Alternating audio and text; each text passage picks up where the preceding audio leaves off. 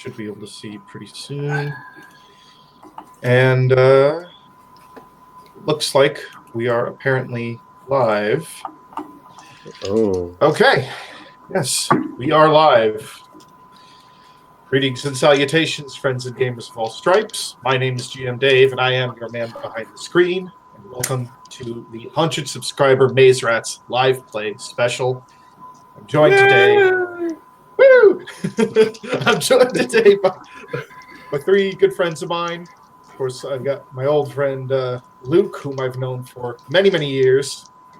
Raph, a recent friend of mine I made from over on Mines, and Eric Marr, another recent friend I made over on Mines, and is the author of the Star Shatter book series. Drop my die. So the name of the game, sirs, is Maze Rats, and you guys, I think everyone should have a copy of the PDF, right? No, does anybody need a copy of the PDF? Oh crap! I don't think I have it on my computer. No, I have a copy. I'll go ahead and. Just hit me. All right. Yeah, I'll drop that for you real quick, Luke, and then we can work on getting characters made. So sadly, the PDF does not have a form-fillable character sheet, which is kind of a bummer. But you think it's gonna rain? Yeah. It might rain. Sorry, guys. Yeah, no problem. Yeah, the PDF sadly doesn't have a form-fillable character sheet, which would be nice, but we can still easily put the character together just through Notepad or Word, something like that. And that's going to be part of... No, you're not coming with me. That's going to be part of the fun, is rolling up a character. So Luke's done this. Luke and I have both done this before. But Raph and Eric Marr, I know you guys have not. So Nope. One big part of the fun with this is you can, within about 5 or 10 minutes, roll up a completely randomized character, which is, in my opinion, a pretty fun way of putting the characters together. So, just let me know when you guys are ready to go, when you've got the PDF open. Okay, and we'll go ahead and get started. Yeah. Oh, there it is. There's I Notebook. Oh, analog style. Hell yeah. There we go. I got a pen too. I knew I had a pen sitting here somewhere. No. This isn't for you. Okay, wait. I'll let this blank. I have my editor ready. Yeah. Where did it go? I clicked on... Alright. Okay, I found the PDF. See ya. It's Bye, just Ma. like... Oh, there. Oh, dude. I have It not should used... download. It's just... I haven't used this, like, a browser or my computer in so long. I'm like, where did it go? I'm like, oh, yeah, the download... Yeah, it just defaulted to your browser. Yeah, and it's how the browser has the download tray at the bottom or whatever. So, like, Oh, yeah. there that is. No, All right. you're not coming. Yeah, in the past year, I've gone through like 4 different browsers before I found that I actually really like Opera. So it's like I've had to relearn browsers multiple times just in the last year. But okay, excuse me. What's serial number? Whatever. I don't care about this. Okay, guys. All right, so for character creation, basically we're going to go ahead and roll up the characters, and all the information for that is going to be on the second page for the type of stuff that you're going to be needing. Oh, yeah. Character creation. Okay. So unlike D&D, Maze Rats only has 3 stats, and they effectively act as your saving throws. They are strength, dexterity, and will. So the first table should be to roll or choose random abilities. And, excuse me. Basically, you just roll a d6 and take whatever take whichever corresponds to that. Or in this case, if you guys want to choose a specific stat line from there, you can just let me know which one you want to choose, because if you have an idea for a kind of character that you're aiming to make, like somebody that's a little more spell focused or someone that's skill focused, so on and so forth, then you can select from the 6 pre-generated stat lines, whichever one you think fits closest with what you have in mind. Okay, making a player character. Yeah, I totally didn't even look. What the hell? Yeah, it's all that info's on the second page. Okay, cool. Okay, random tables. Roll or choose abilities. Your PC has abilities strength, dexterity, and will. Roll 1d to find their starting values, or simply choose a row with GM permission. You may raise one of your PC's abilities. Oh my god, someone sprayed like flat over here. I rolled the That's on my 2, nose. so that's strength plus 2, right? Yeah, strength plus 2, dex plus 0, and will plus 1 then for a 2. Oh, I see. Yeah, it's on the second page of the PDF. Is all the stuff to roll character levels. So you said roll a d6, right? Yes. Okay. Let's roll 1d6. Oh, Roll it. okay. Wait, why'd 1 come up? That doesn't make sense. So I got a 5, so that's strength plus 1, dex plus 0, and will plus 2. Mm-hmm. Okay, I got a 6. So that would be strength plus 0, dex plus 1, will plus 2. Got some willful motherfuckers in here. Oh shit. I think that's going to work out well for me. Yeah. Okay. So the next thing then would be to record your maximum health, which everyone starts at 4 health for your current and your maximum. Wait a second. I didn't even think about recording things down. God, I'm so unprepared for this. It's all right. If you have Notepad open, or even if you have like a sheet of paper to write it down on, we can do it that way. No, I'm going to use Evernote. I don't like pen and paper. That's how the CIA tracks your brain. Actually, I have no clue if that's how they do it or not. I'm just making shit up. I want to use Evernote. Yeah. They track They it don't with need to. birds. They don't need to. We share all the needed information on social media. Luckily, Yeah. I don't do crap on my social media, so yay. I've you guys gotten hear away my- from that cancer. You guys can hear my voice okay, right? Because the Yeah, other person absolutely. uses my computer likes to turn my mic volume down for some reason. I can Oh, hear yeah. you just fine. Okay. Let me double check and make sure. I mean, my hard nipples indicate that I can hear you just fine. See, there we go, right there. All right. We're going to use that as a barometer from now on. Whether Yep. you're glass Like- cutting or whether you're like just going to be like a little On a little scale fishy. from like flaccid to glass cutting, how hard are they? Yeah, exactly. That's what I need to know. So, alternatively, we could also use the scale of any to redneck weather station. Oh yeah, we could do that too. I think we have to settle on a scale to use though for consistency's sake. You know. I do like the first one better. Okay, we'll stick with the glass cutting. To what the fuck did we say? Flaccid? Flaccid. Yeah, there we go. Flaccid glass cutting. Okay. Flaccid to glass cut. So, all right. So you got your stats. Maximum health and your current health should both be 4. Yeah. Okay. And So we should choose the starting feature. yes. So you have a choice of one of 3 starting features. You can either have a +1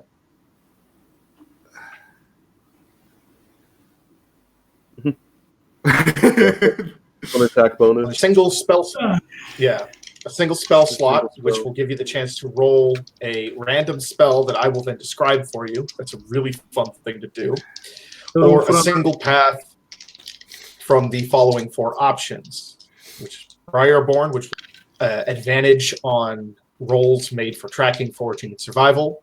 Fingersmith, which will give you advantage on rolls for tinkering, picking locks, and picking pockets, or similar activities. Roof running, which will give you those advantages on climbing, leaping, balancing, or any other similar physical activity. And Shadowjack, which will give you advantage on things like moving silently, hiding in the shadows, and so on. And we'll get into how advantage works when it gets to the point that we need to actually start making some rolls. Yeah, I picked Roof Runner. Okay, we got health. I'm still on health. I got to record my health, which is Your health is 4 4 out of 4. 4 out of 4. Okay, 4 out of 4. I just want to make sure we get that because I will mess that up. 4 out of 4. All right, 4 out of 4. And then we have the racial abilities that we can pick. Yeah, starting feature. God, I'm such a noob to this. All right, okay, starting feature. One of the following. Okay. Yeah, Single +1 to spell. attack, single spell, or a path. I'm kind of leaning towards spell. I want to keep this a little more interesting here. Yeah.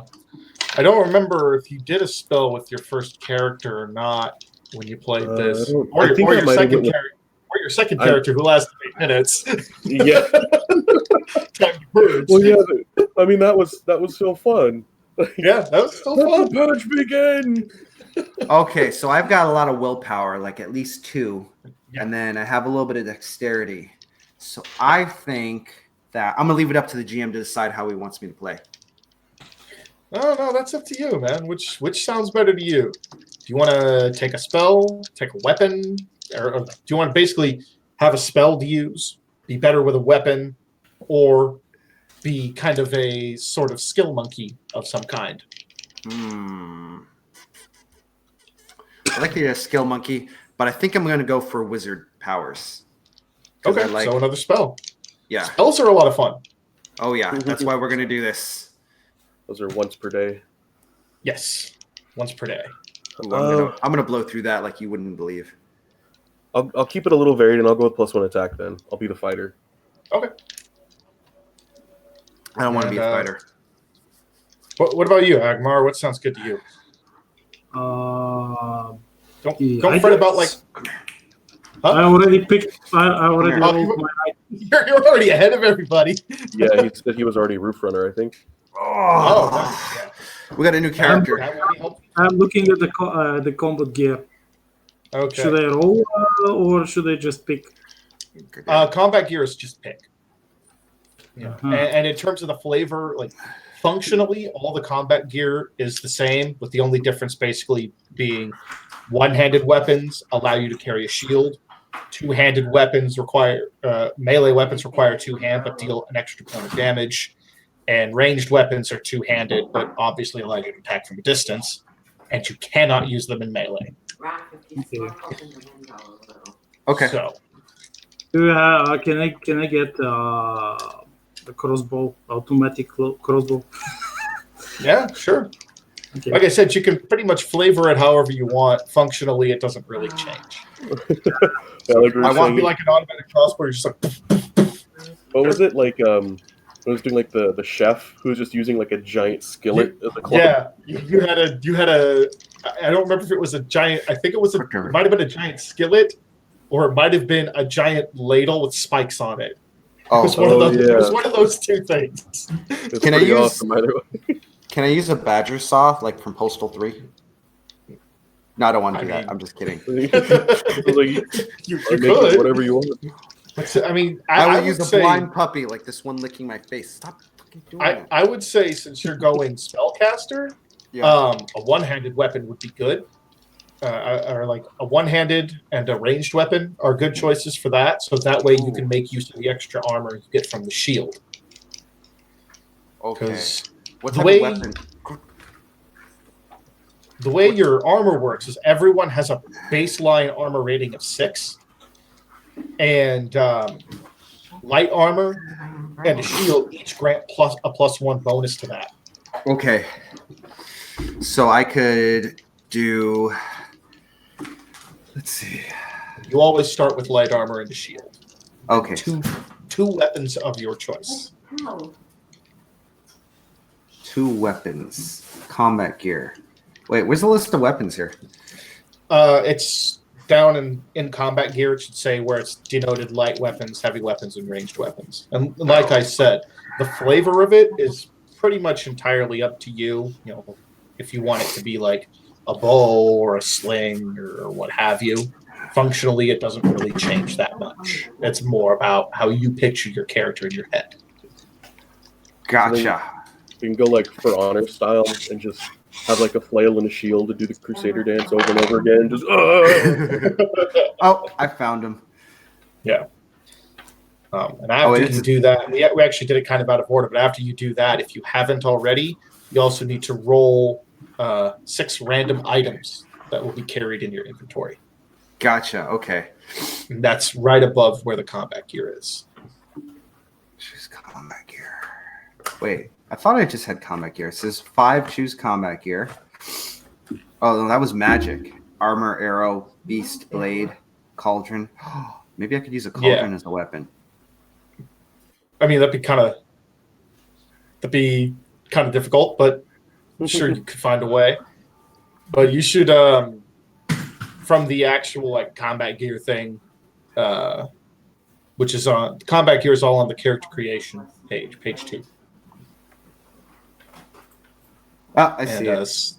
Yeah, same thing with the selected items. Okay. Shock. Metal file. Wait, no, those are the items. Whoops, I'm sorry. Mm-hmm.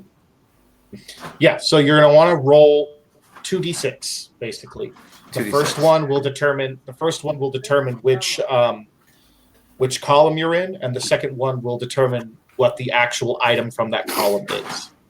Okay, so roll 2d6. So let me know what the dice are individually, and it should show on that dice roller.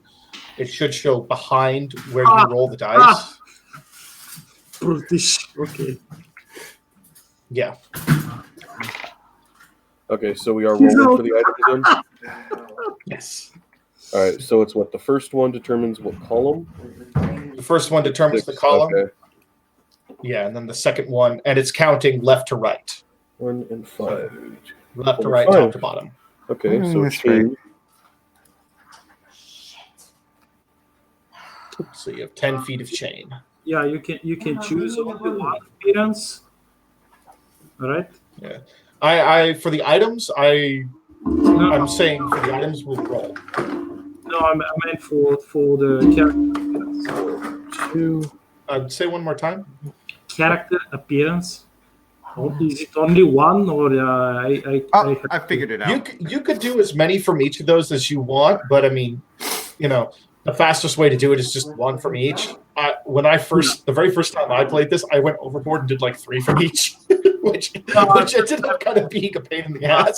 I'm gonna roll just one from each, and that's it. Yeah. Okay. All right, I just figured out how the dice roller works, just to give you guys a heads up. Oh God! Oh Jesus! Oh. The fuck! Okay. So far, I'm brutish, chiseled, handsome, and ripped. so you're an Asgardian. I think. Oh. Solid. So, wait, you got brutish, handsome, chiseled, ripped, and stoic? No, solid. Oh, solid. Okay. So solid. Oh, solid. Yeah.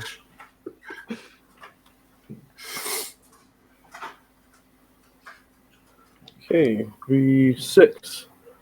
So I got chain, lantern and oil, crowbar, hacksaw, water skin, and a shovel. All right. I guess it ain't so bad. Yeah. And I might have I probably didn't clarify well enough. When I was saying like roll once for each, I meant roll once each for the create appearance, create detail, create background. Once in each of those categories, not once for each column. Oh, okay. Yeah. So it's brutish. Yeah. Okay. Okay. So for appearance, you roll one for the column. Yeah. And then the one.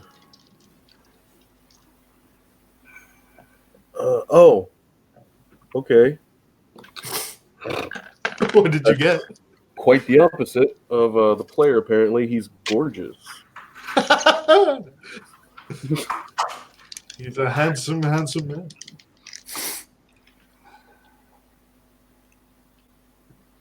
He's got like that. He's gonna have those long, glorious, flowing locks. I hope not.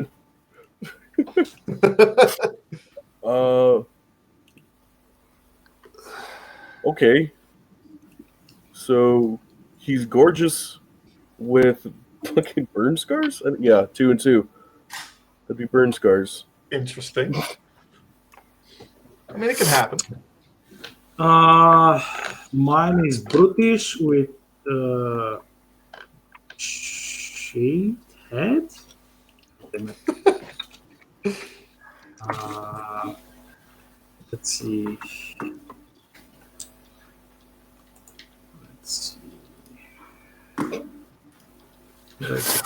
You got some good backgrounds on here. Yeah. I'm really sad I didn't get some of them. Damn it. He gets, man.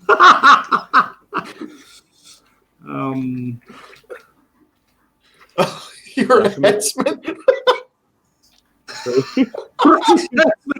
Well, I mean, he's brutish, so yeah, he's the headsman. So, I'll tell you, one of the funniest things that happened when I played the first time is was actually one of the other players was Andrew Armstrong from Dawnforge Cast, and he ended up rolling up a scruffy, scarred gravedigger who always sings. Oh my god! And Dude. he committed. He sung every line that he said. It was hysterical. Well, I'm pretty sure. What exactly is a highwayman? Is that Motherfucker, I'm older. like a- Highwayman is someone who robs people. on the Yeah, highway. they're a okay? burglar on the road.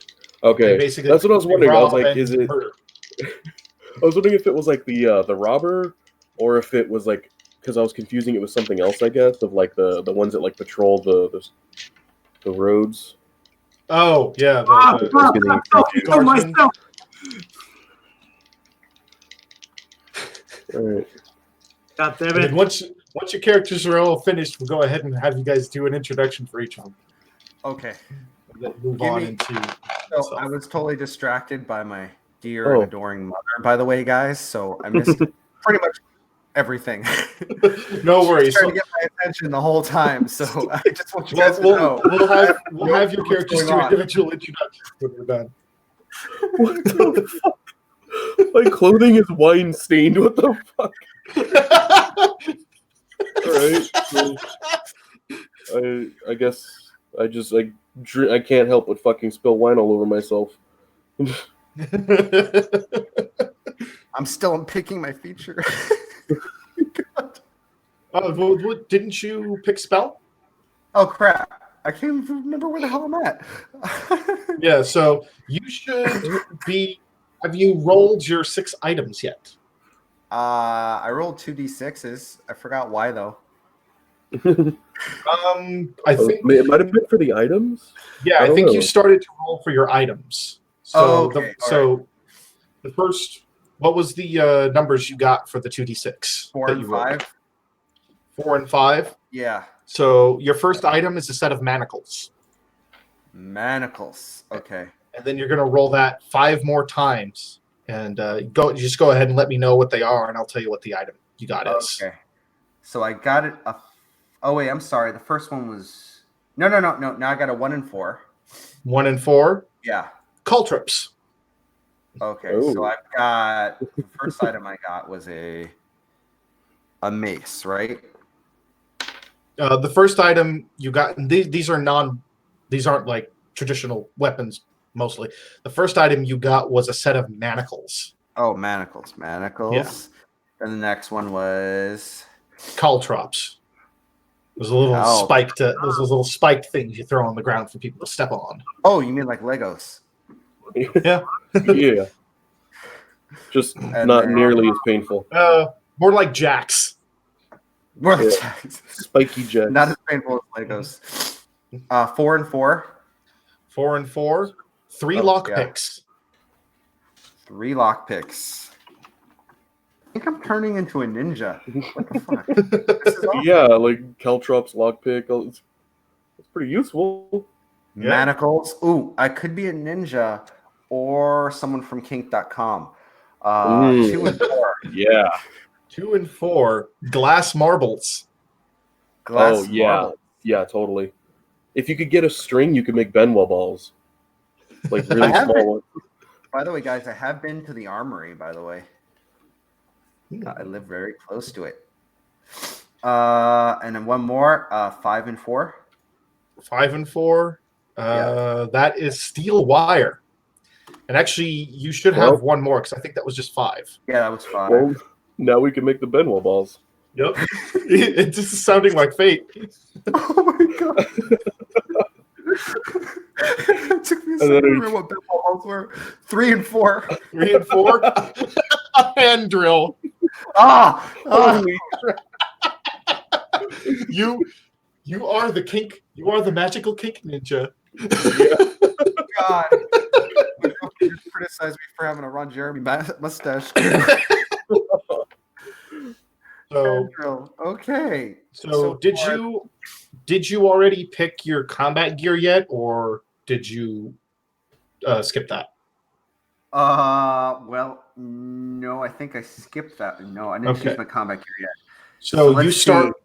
You will start with light armor and a shield, Uh-huh. which both give +1 to your armor. The shield requires 1 hand to use, and you get a Okay. choice of 2 weapons. And you can choose from a one-handed, a light weapon, which is one-handed, a heavy weapon, which is two-handed, and a ranged weapon, which is also two-handed. All right, so I think I'm gonna go with a hand club, Okay. and then you said I could have a ranged weapon. Yes. I want a sling. Okay. So you have a hand club and a sling. Mm-hmm.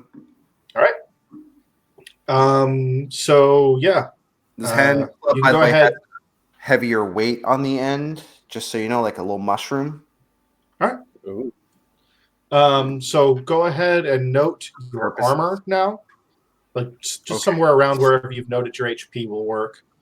Your armor at base is 6, and you gain +1 for wearing light armor and +1 whenever you're holding your shield. So your total armor should be 8. 6 plus 2. Can I sell my shield and buy a dagger? Can you sell your shield to buy a dagger? Yep. Yeah, sure. I'll allow that. If you want to trade the shield in for something else. Yeah, Wait, do you have because 2 daggers now? Because I'm a headsman, so I'm an executioner, and I will be strolling around with a longsword. I mean, this is how they basically the professional executioners went about their business. So let's see. It's funny. I was watching the most recent Absolute Mad Lads that Dankula put up, and he was talking about a guy who was a famed executioner. Oh yes. What was that guy's name? I don't remember his name. He was some Bavarian guy. Yeah. Yeah, but there's this great that bit where he's talking about there's this one woman that he was executing for, I think it was thievery, and they took her to the chopping block. She was one of the rare ones that was actually lucky quote unquote enough to get beheaded instead of hanged. Oh yeah, so lucky. So they're talking about how apparently he wrote a diary about most of his executions, and you can actually go out and buy today. It's still in publication. He was talking about how he took the swing with the sword, but his footing was off, so he missed, and he sheared off like part of the top of her head, Oh, Jesus. like kind of scalped her a little bit, but it didn't like cut into the bone, didn't kill her, and she got up saying like God has spared me, God has spared me. You like I'm innocent. You have I'm clearly innocent. You must let me go. And he just kind of laughs like, yeah, that's not how it works around here. And the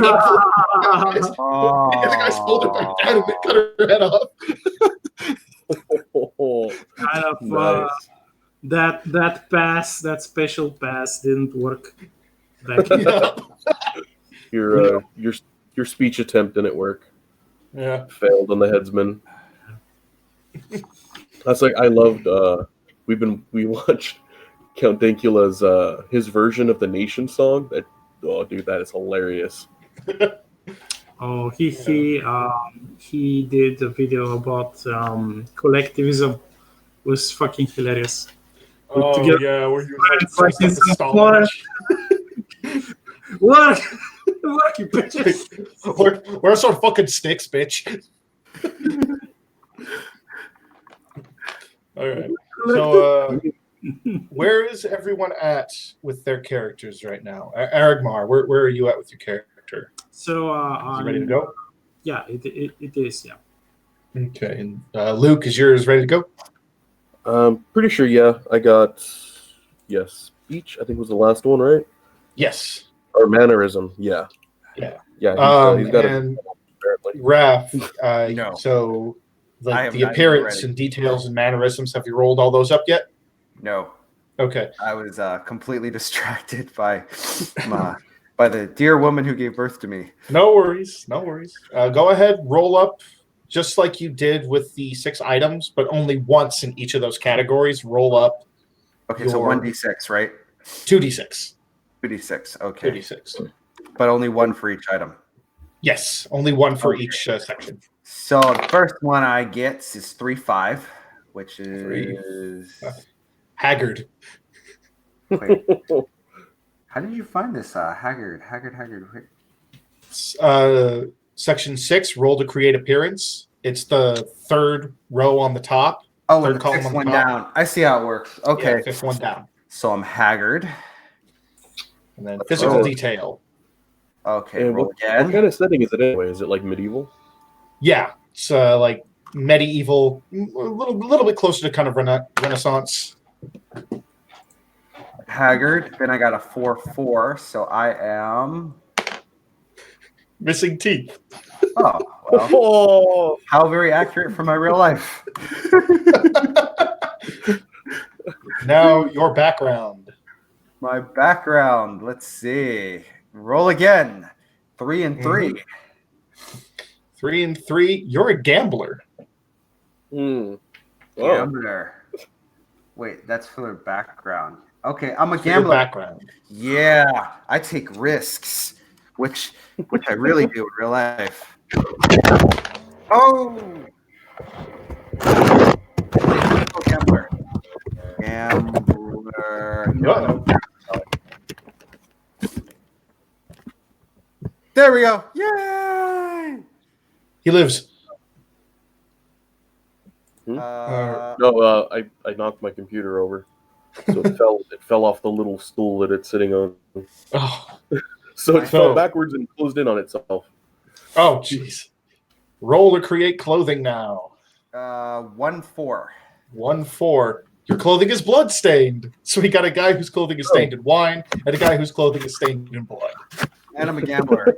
And weirdly, the guy whose clothing is stained in blood is not the executioner.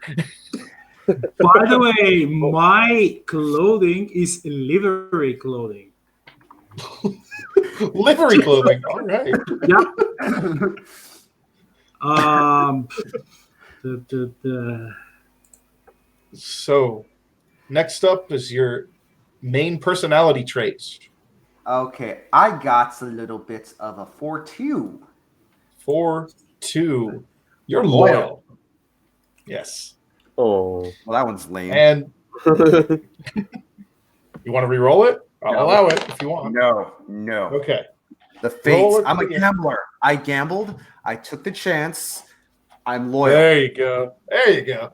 But no one said Lastly, to do. your man, and then we'll roll up your spell. Wait, what? The last one. My So spell? last up is your mannerism, and then we'll roll up your spell. Okay, I got a 3-2. 3-2. Laconic. Laconic. No, What the fuck wait. does that mean? What the fuck is laconic? Yeah. don't- comes from Laconia. This is the Spartans.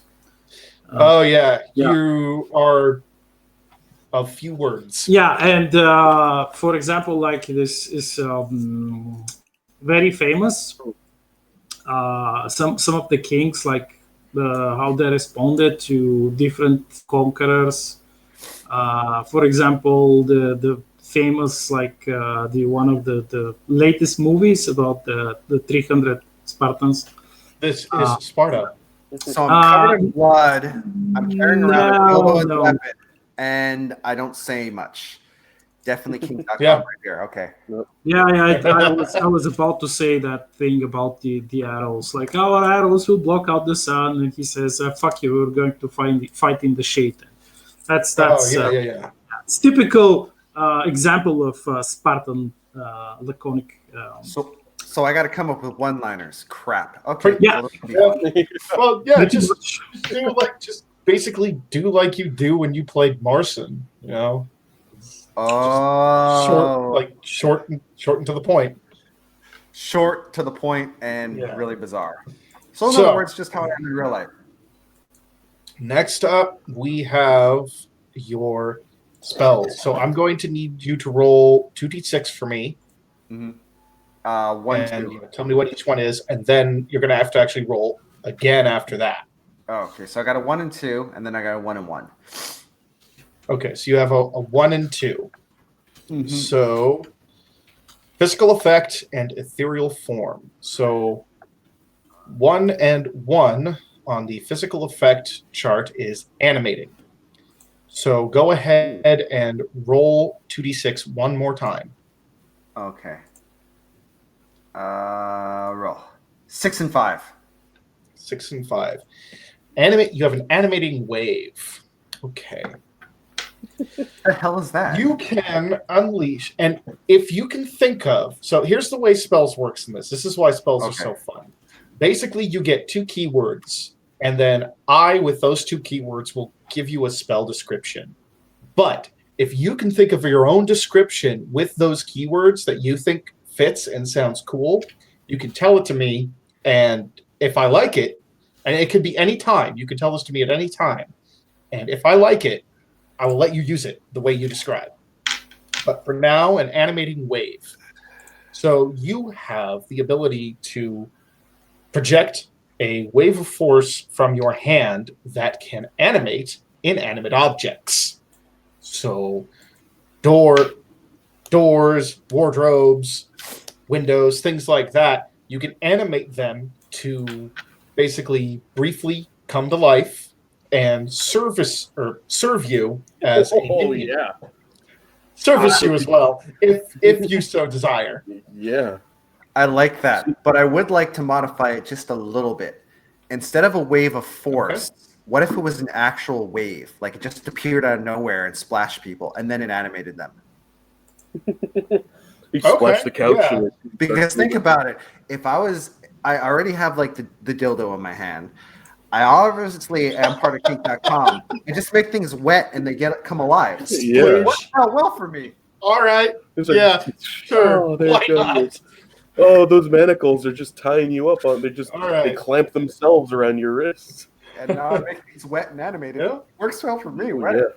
There you go. Hey, Credit you Aaron could have Barber that. for giving me the imagination to come up with this shit. And the wave will extend out a short distance in front of you. It will travel about, we'll say, 15 feet away from you. Okay, so about 69 inches. Gotcha. Yep. No, a little bit more than that. Well, no, it should be 68 because it's 69. You got to turn around. Mm. Oh Okay. god, I almost shot coffee all over my equipment. All right. So Oh, it's getting with very. that, let's go ahead then and briefly introduce your characters. The last thing for you to do now, Raph, would just be to give him a name, and Oh yeah. that's about it. Okay, male names. So let's go ahead then and start, I guess, with Arigmar. Why don't you introduce us to your character briefly? So, my character, his name is Vlad von Krasenhoff. He is a headsman with a shaved head, looks brutish, like very tall, very strong. He wears livery clothing, and since he had spent his life, his profession is headsman, he's not entirely, let's say, stable. So he talks to himself from time to time, and most people who kind of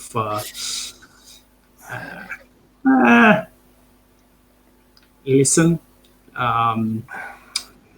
They because he kind of talks about how he executed people or how he tortured them or something like that. And most normal people like they stay away after just a couple of words after they hear. And Okay. he's like he's psychologically he most of the time he's not aware that he's speaking to himself. He's talking Okay. to himself. He's Alright. armed with a crossbow, and he has a long sword and a dagger in his boot. Okay. All right. So next up, I guess we'll go to Luke's character. Well, all right. My name's Eddie Rogers, or my mama called me Edward, but I like to go for the Eddie.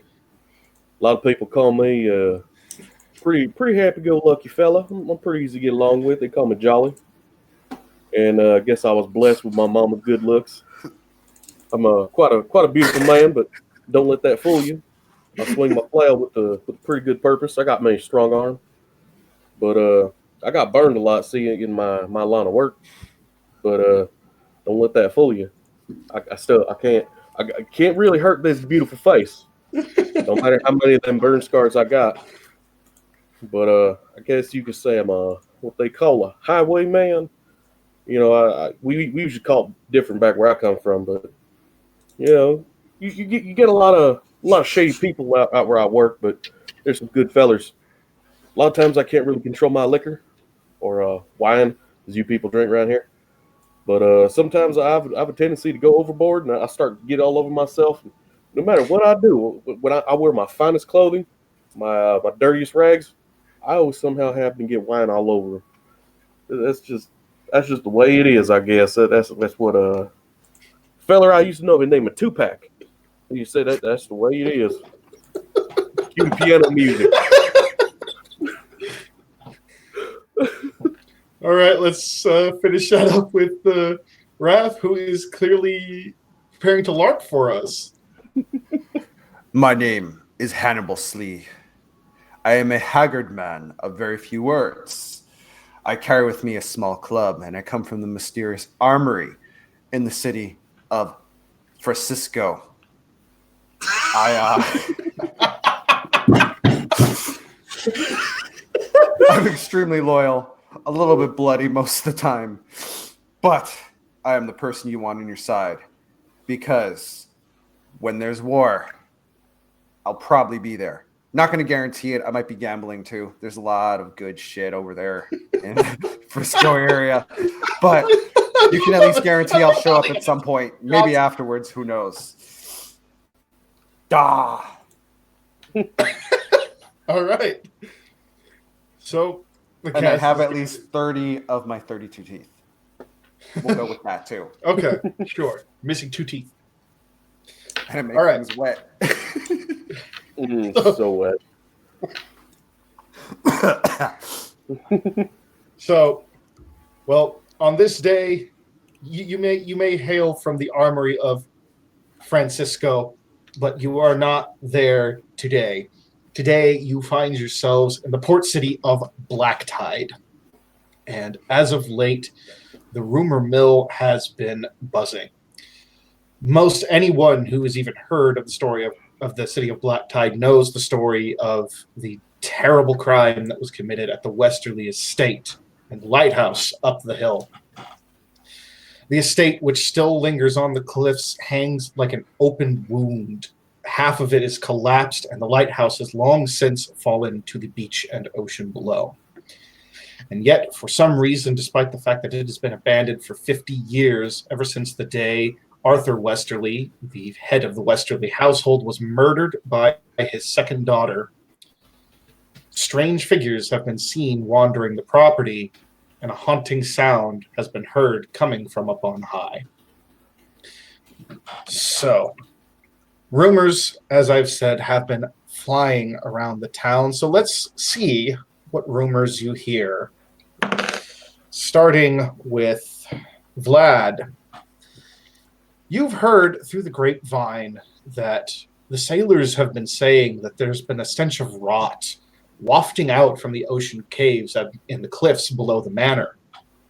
Whereas, Eddie, you know that the manor was cursed when it was specifically Sarah Westerly went mad about 52 years ago and butchered her father with an axe in the middle of his final gala. And lastly, I just lost your name, Raph, your character's name. Hannibal Slee. Hannibal, that was it. Hannibal.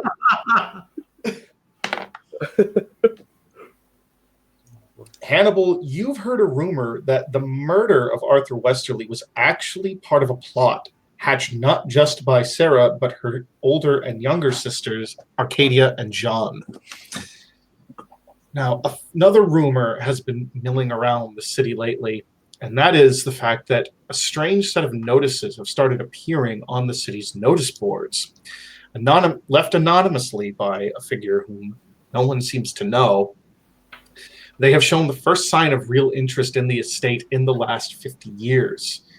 No name is given on the notices as to who wrote them, but a hefty sum is rewarded for anyone who is willing to enter the estate and clear it out of whatever foul beings lie within. However, it is requested that anyone who does so, who plans to do so, meet their just blanked on the word, meet this strange benefactor at the Scarlet Pearl, a high-end brothel in Black Tide's wealthy North End district. Wait, you say brothel? I said brothel. Okay. This is totally my game right here. Yeah. We'll go ahead and say, given your background, Hannibal, we'll go ahead and say that you would be familiar actually with the Scarlet Pearl. It's a place that is known not only for the quality of its whores, but also for its famed discretion. Rumor has it that you can get away with just about anything there short of murder. Oh my god. Quality whores and discretion. Oh my god. While I'm drinking coffee is the worst decision I've made in my life. Oh. Okay. You took a gamble and you lost. Oh god. I didn't know permanent marker can make coffee taste like permanent marker. Oh. It's okay. This is my punishment.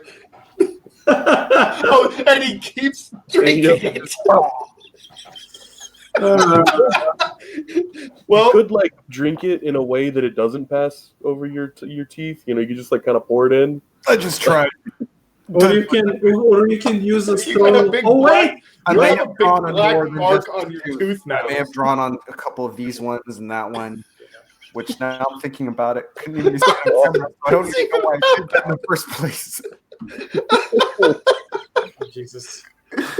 Well, this is your state tax dollars at work. This is the guy who's going to work on your car one day. Oh yeah. You guys should be freaking the fuck out right now because I am. Well, at least you're not in our state, I think, right? He is. I'm not speaking. I don't have a car. Oh, okay, yeah. So Yeah. Oh wait, you can't even use straws there. My stomach is so bad right now. Okay. Let's go ahead. technically closer to me then. Damn. So, will you guys, after Hannibal is done choking, will you guys make your way to the brothel? Why not? Like I said, quality whores, discretion. Sound like my kind of place. Yes. All right. You make your way to the Scarlet Pearl. It is quite the statuesque structure. Although oddly, it does stand a little bit more squat than the rest of the buildings in this wealthy district. Being the highwayman you are, having dealt with, let's say, your fair share of the nobility over the years, you do know that there are quite a few nobles and aristocrats out there who feel like they need to compensate for something, Eddie. And oftentimes they will do so by attempting to build bigger and taller houses than their neighbors. The brothel, however, just from the looks of it alone, as statuesque and elegant as it is notably older than most of the other buildings in this area. It looks a lot more like the structures in the lower levels of the city. Entering inside, the madam who runs the place meets you. She's an older woman dressed in flowing red silks. She bows low and says, "Welcome, gentlemen.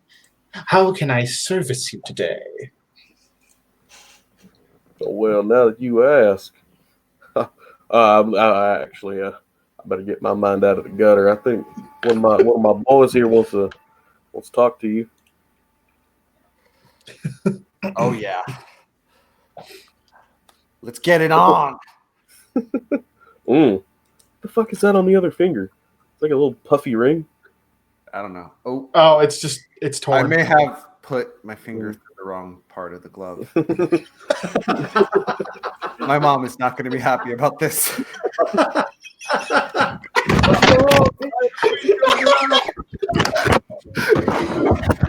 You made me knock over his. No, I hate this thing.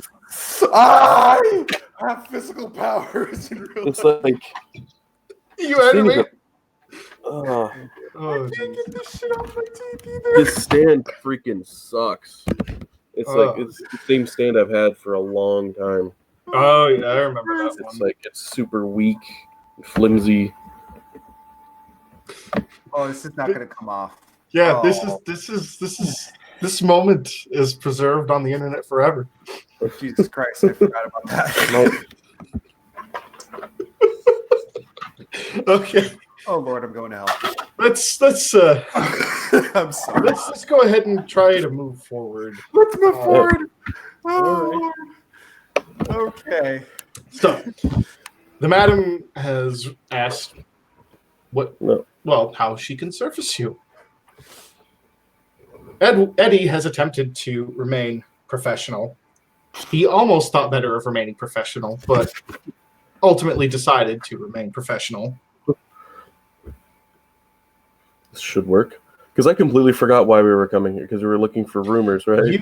You found, you've been hearing rumors about the Westerly Manor, the abandoned Westerly Manor up on the hill, but you also found notices posted on multiple notice boards across the city from an anonymous patron stating that they are willing to pay a hefty sum for anyone who is willing to go into the manor and clear it out of whatever foul creatures live in there. And they did not give their name, but they did state that if you brought the notice to the Scarlet Pearl, that you could meet them there and discuss terms. Oh, okay.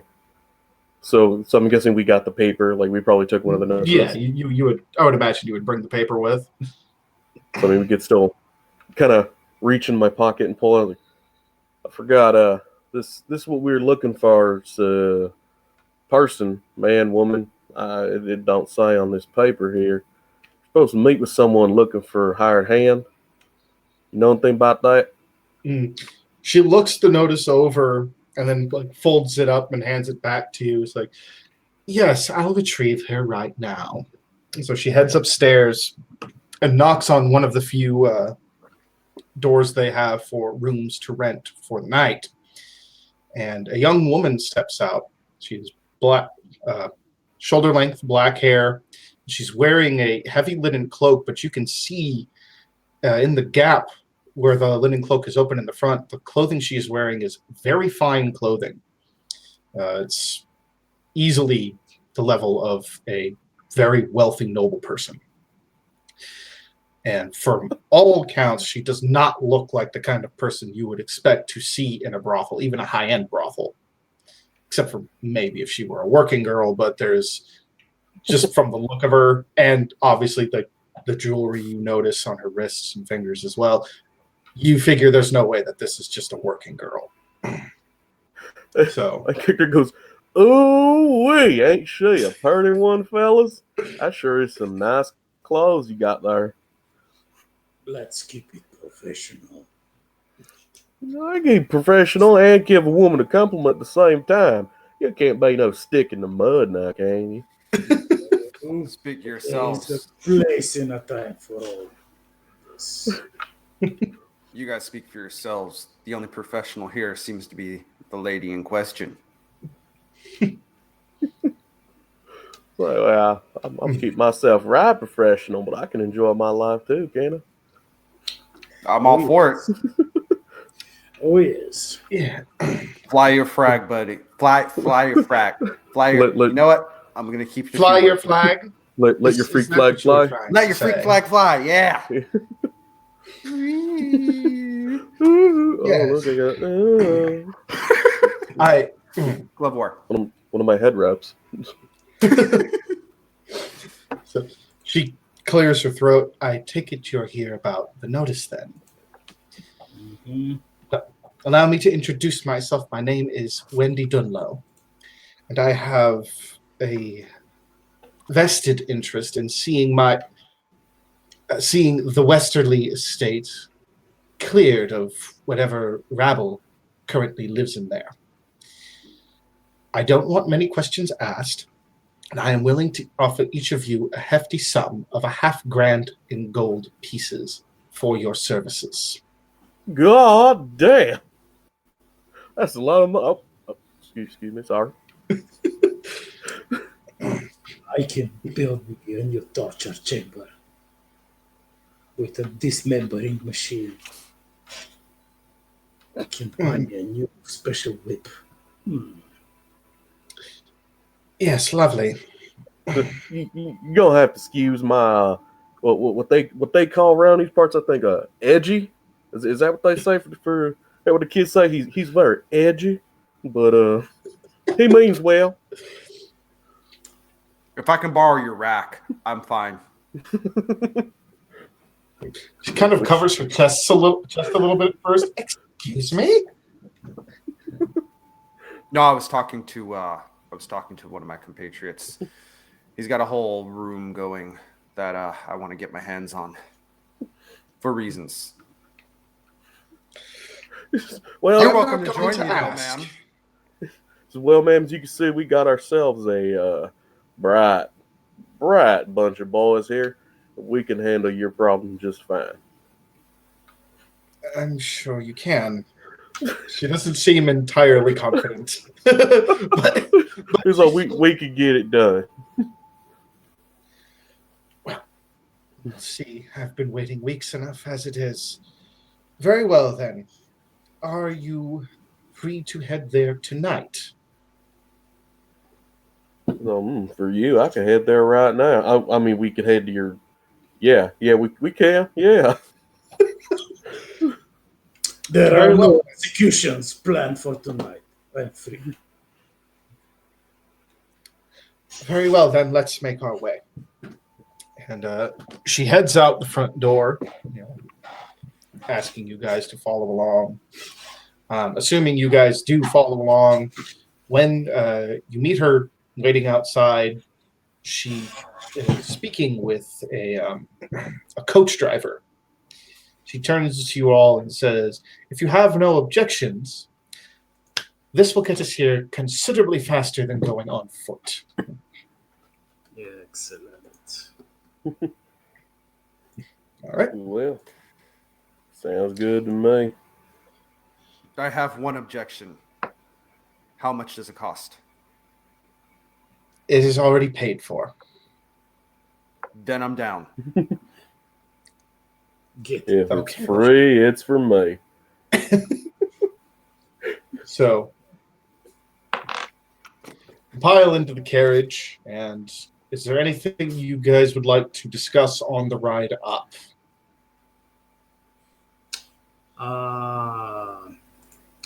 So Vlad will casually notice about he will mumble and drone about the rumor that he heard about the stench of rot coming out of the caves beneath the manor. He's just talking to himself. He's like, what could it be? Perhaps some big fish swam there and died and is now rotting. Or perhaps something more, something sinister. And while he's doing that, he will reload his automatic crossbow and check like if it's the mechanism is all right. Okay. How about the rest of you?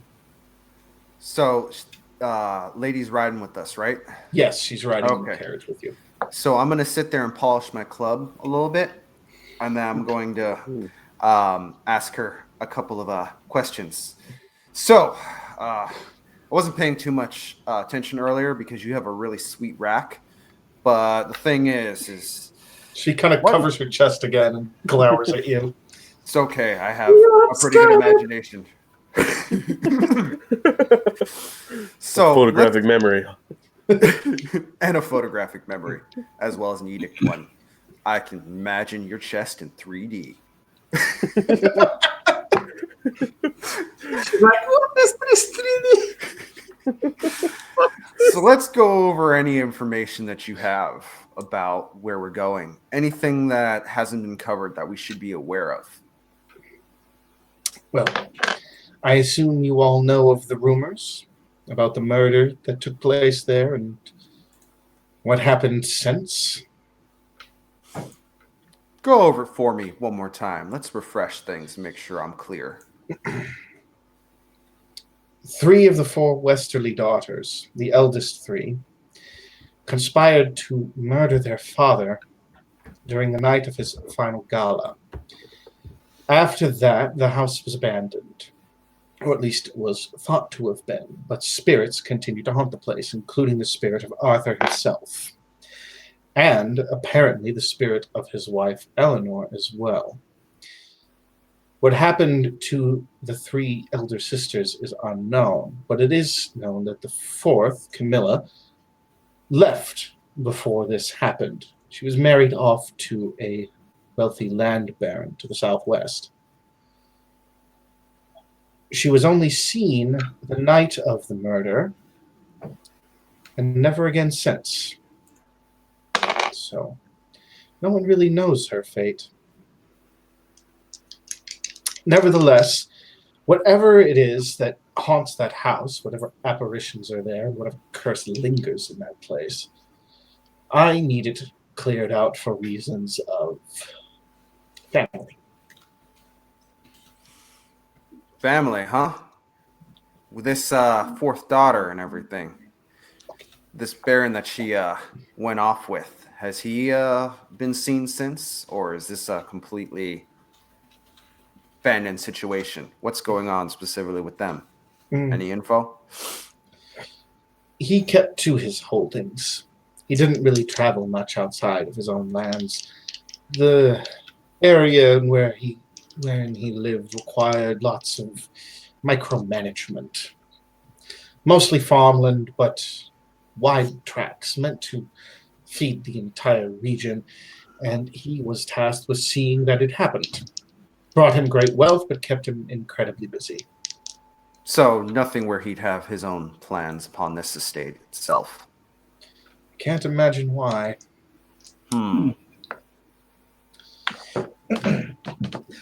Go ahead, Edwin or Eddie and Hannibal.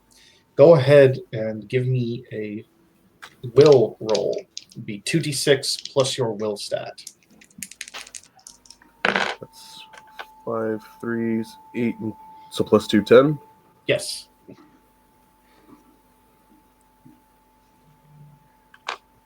I'll be right back in 1 second, guys. 1 second. Okay. 1. More than 1 second, damn it.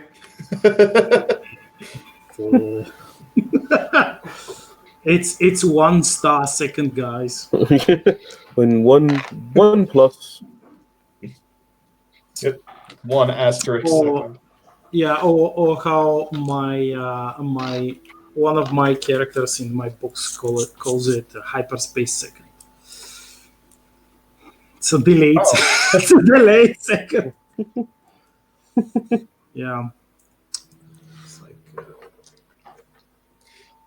Wow, I feel honored. I was telling the story about Dawnforged cast, the character that he played when we played Maze Rats, and I've just noticed he's watching. Ooh. ooh. Thank you, Andrew. Hello. I don't know who else to really like hit up because like a lot of my friends are, for lack of a better word, what I'm trying to get Angela to watch. She said she just got out of work right now. Oh yeah, that'd be cool. I spread it as much as I could. Yeah, I did too. So Yeah, I boosted it on mine, but Back. all right. So go ahead and give me that will roll and let me know what you get. Okay. 2d6 plus your will. 2d6 plus my will. Wait, crap. Did I write down what my will was? I was It 6. should be plus 2. Plus 2. Big- Okay. Yeah. Yeah, you were 0 strength, 1 dex, 2 will. Okay. So I got a total of 6 plus 2, which is 8. 8. Okay. Well, it doesn't register for you, Hannibal, but for Eddie, God you damn notice that she seems to be using. It reads to you like she's using a little bit of doublespeak here. Like she might not be telling you either all she knows, or she's definitely at least hiding something from you guys about this. Oh yeah, we could get that from the beginning. Yeah. Yeah, I figured your character would probably have a suspicion of that from the very start. Freaking Angela can't. She's like, oh, as soon as we get home, D&D is starting. Like, That's fine. It'll be I know safe, we're gonna so be- people can watch it later. oh yeah. I just kind of sit up like, ma'am, excuse me. You know, pardon my rudeness, but it seems like you ain't telling us the whole story. I know you got to protect yourself. You got your own secrets. But this is your family, ain't it? I can tell, right? You could tell me. It's okay.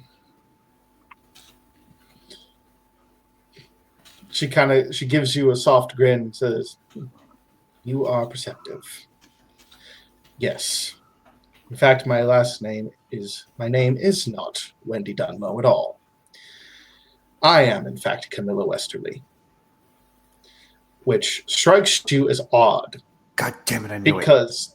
Because she doesn't look older than maybe 30. But this happened over 50 years ago. And she would have already been 17 or 18 at the time of the murder.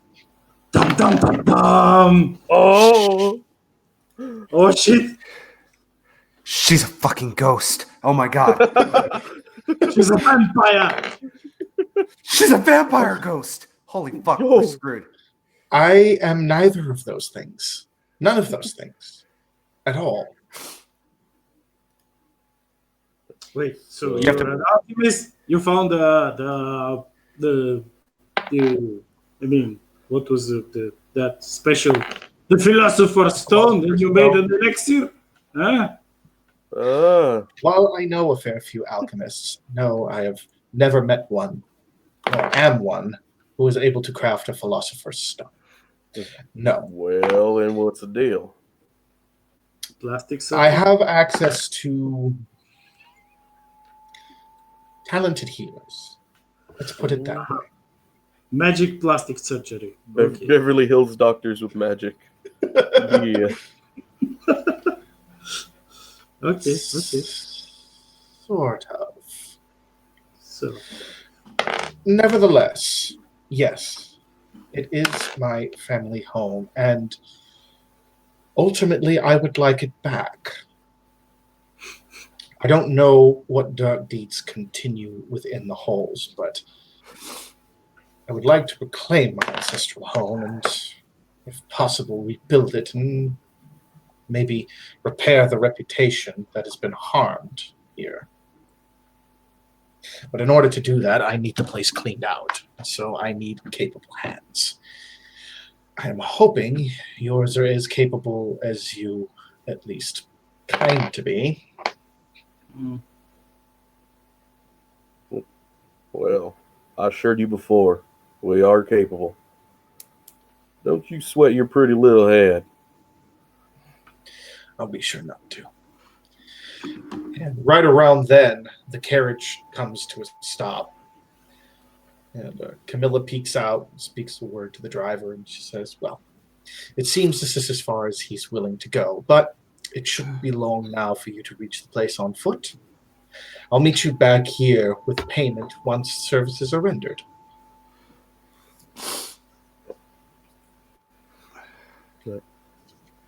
Ain't gonna take Okay. more than 2 shakes of the lamb's tail. Let's hope not. Okay. So, you guys exit the carriage. It's probably about 8 o'clock at night. The moon is full, but the cloudy night is blocking it part way. Still, it illuminates enough that you can see relatively easily without torches. And looking up the manor house, you can see that indeed the entire right side of it has basically collapsed. Most of it has fallen in on itself. The only part on that side that remains appears to be the ground floor and most of the walls surrounding the courtyard and front gardens. In the front gardens, though, you happen to notice 4 figures kind of slowly shuffling around in the area. Uh-huh. They don't appear to be walking with any sort of aim or purpose.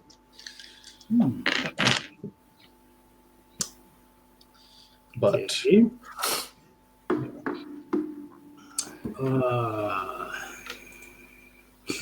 Vlad will cautiously track them with his crossbow, just ready to fire. Okay. And give a sign to the rest of his compatriots. yeah, Let's no, be careful here.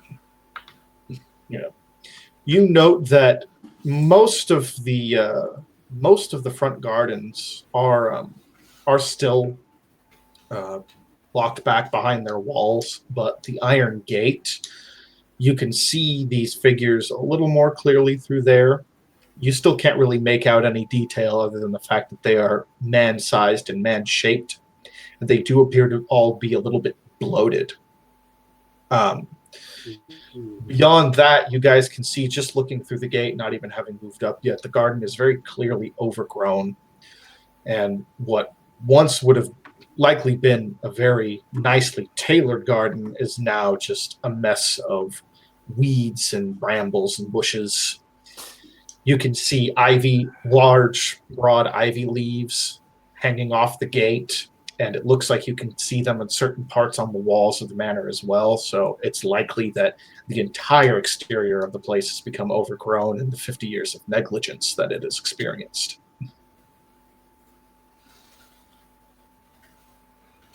Okay. Looks like somebody forgot to pay the gardener. I like it. Yeah, I suppose you would. I reach up, wiggle a tooth, it pops out, and I flick it into the garden. Okay. You flick the tooth into the garden, and you hear it clatter, actually, on the stone path in the center. There is actually a courtyard in the middle, too. Like, as you get closer, you can sort of make out the fountain that marks the middle of the courtyard. When you hear the tooth clatter, ever so slightly, you notice one of the nearby creatures spins its head and kind of looks in that direction. It stays still for a couple of moments, then just begins shuffling on its way again.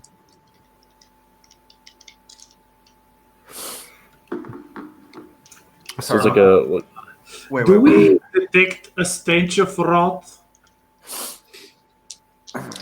You detect what smells faintly like the stench of rotting fish on the air, but it's difficult to tell whether or not this is something that's coming from the manor or coming from the town itself, because the docks below are not that far away. The manor actually did used to act as the city's lighthouse, so the fisheries and the docks for black tide are not that far off. Definitely close enough that the lingering smells from the fish that were hauled in and worked on during the day could waft up.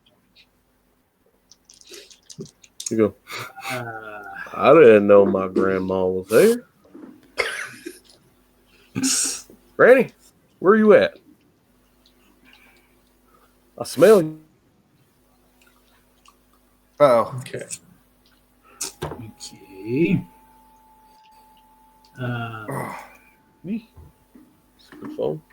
wait, Dave, are you there? Mm-hmm. Oh, okay, Yep. sorry, you didn't move for a second. I don't wonder if my connection's good over here. Sorry, guys. It seems. I mean, I haven't had any problems with the connection on your end. Okay, sorry about that. Yeah. Yeah. Okay. So, what would you guys like to do? Vlad has his crossbow trained on one of these creatures already. What about the other two? It's a gate. There is a half-open wrought iron gate in the front. The rest of the place is walled off. Parts of the walls have crumbled away, but the lowest portion of the walls is about waist high. The rest of it stands about 4 or 5 inches taller than the tallest one of you. And he just kind of he's got his shield and his flail out and just, well, I say we just walk ourselves on in, make ourselves at home. What do you say, boys? Are there any statues, fountains, or shovels around? You I know have a that shovel. you could see a fountain in the middle of the courtyard. It is broken in a few places and overgrown with ivy, but it is still there. Wait, there's ivy? Yes, there's Is there ivy. ivy everywhere? There's ivy growing along the walls, the gate, the walls of the manor itself, and along the path leading into the courtyard. Are they within 68 inches of me? I did give you 15 feet. That is more than 68 inches. I have no clue. I'm not a mathematician. You want me a mathematician? Go find a dentist. 60 inches is 5 feet. So I at least have half of Like that. 180 Okay, inches. There we go. Yeah. So, can I cast my special magic power?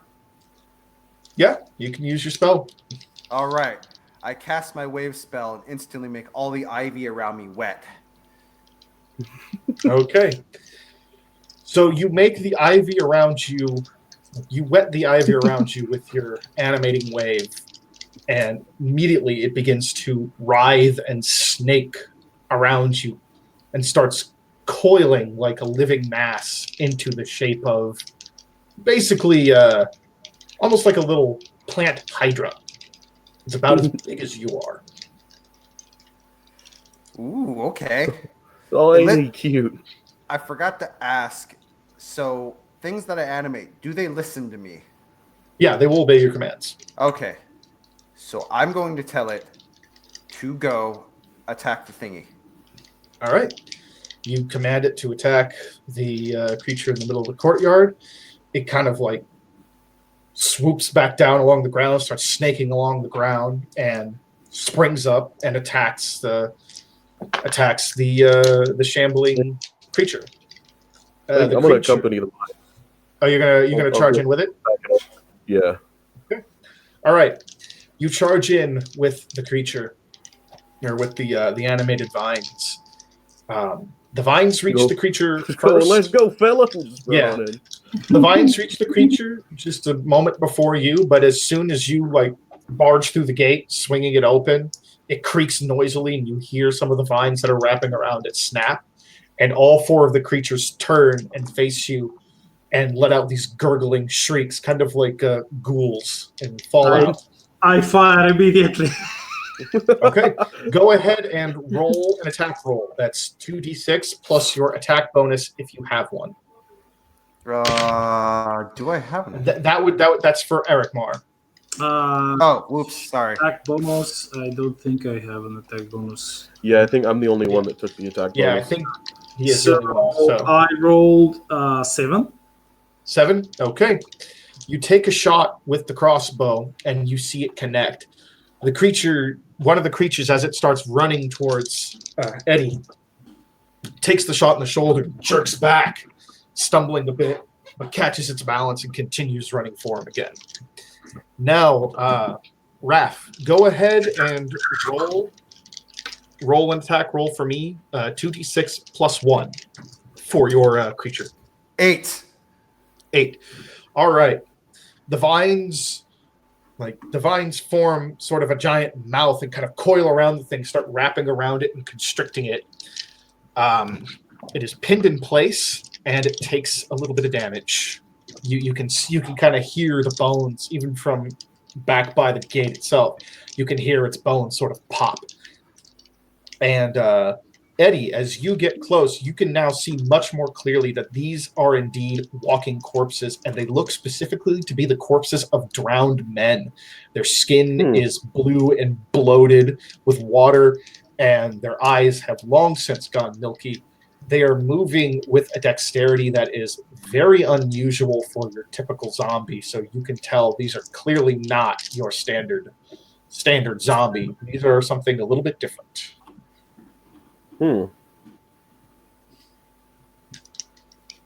But you are close enough to attack the one that just got constricted if you wish. Yeah. I'm going to swing at that one. It's 2d6, you said? 2d6, yes. All right. That's 7. 7? Okay. You swing your flail and you crack it along the side of the head. It's looking pretty badly damaged, but it is still active. And so now the other it's even wetter, being covered in wet ivy. Yes. He's really moist. Yeah. The other 3 rush in, 2 of them onto Eddie, and the third at this pulsating living mass of ivy that is crushing the other one to death, or re-death, I guess. So the first one is going to attack. We'll have the one attack the ivy creature first, and it does not connect. The second 2 both swipe at you with their bony clawed hands. The first one does not connect. You're able to deflect it easily with your shield. And the second one misses horribly. In fact, misses so horribly that it stumbles over the blow of the first and lands on the ground. If you want, you can go ahead and make an attack roll against this one as a free act. Oh, damn. That's 11. Okay. So yeah, go ahead and describe your killing blow. Well, after they miss, he kind of just slaps one of them off the shield. Y'all gonna have to try harder to take down this old boy. And he kind of just slips. He just swings his flail above his head and just crushes it right down on the back of its skull. Its skull collapses easily. Its bones are practically dust at this point. He just crushes it and goes, "Ooh, hey!" Well, now we got this party started. All right. So we'll go back around then. Now it's your guys' turn again. So the way initiative works in Maze Rats is basically there is no real specifically set initiative. You guys kind of decide amongst yourselves what it is you want to do, and then I will decide how the creatures react in kind, depending on basically who got the jump on who and who acts first. So you guys go ahead and decide how you want to act. Raph, your last action was to summon your creature and have it attack. So Yes. on your turn, you will be able to command to give a. I'm going to say you'll be able to give a single command to your creature and make a a single action of your own, like to move or to attack, something like that. Ooh, I get 2 actions. This is Yeah. awesome. And basically, I always run this game as basically everyone gets the ability to move and then make an action. But you can forego either your movement or your regular action to command your creature. Otherwise, it's just going to keep doing the same thing it already did. Okay, don't want it to do that, but I gotta think. Hmm. You know what? I'll figure it out. So wait, is it my turn yet? Yeah, it's your guys' turn. You guys just decide amongst yourselves how it is you guys want to proceed. I think we should. I should continue shooting this the one that I already shot, and our brave mace wielding adorable rogue could crush the zombie. That is Excuse already- me, I'm gorgeous. Not Yeah, gorgeous. Yeah, I'm sorry. so gorgeous. I should have been really a gay southerner. Like, well, that's how we get this party started. So I'm not sure. Perhaps our druid should stay away from the melee and just use his sling. Just keep on twisting his nipples and controlling his vines. That too. He just goes, ooh, tighter vines. Oh, squeeze tighter.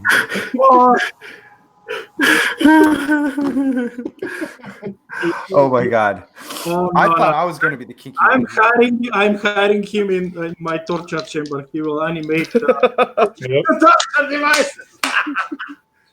I kind of figured that Luke would fit in well with you guys. That's why I really wanted to get him in on this. I know. I know a sick fucking real life. Let me get him on here. Oh yeah. I was really hoping Nick could make it, but yeah, his dad had like a bad turn or something, so he ended up in the hospital. That sucks, man. That's Hope things go better for him. I know Soren wanted to come in here, but I don't know. He's a little awkward.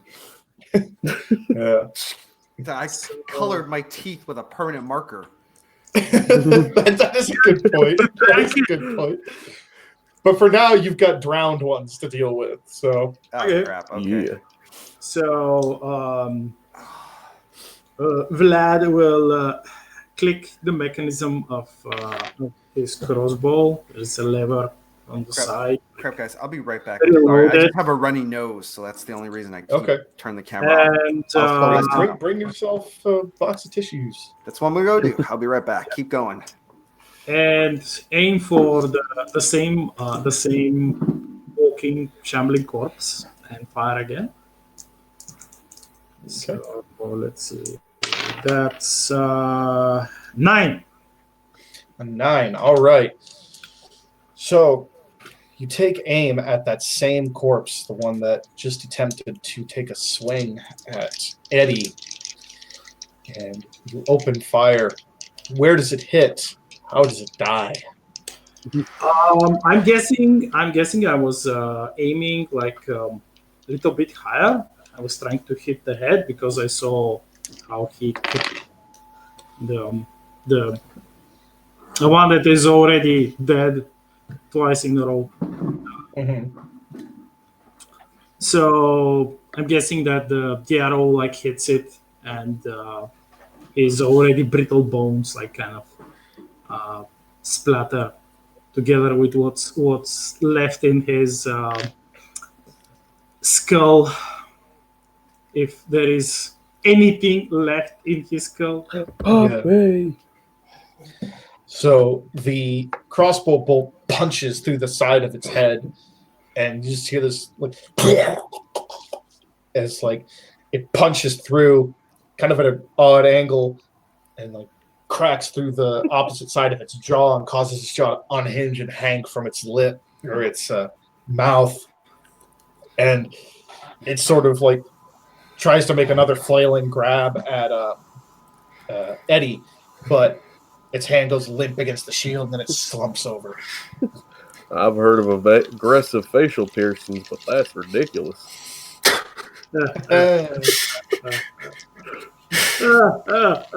You should see me when I chop people's heads off.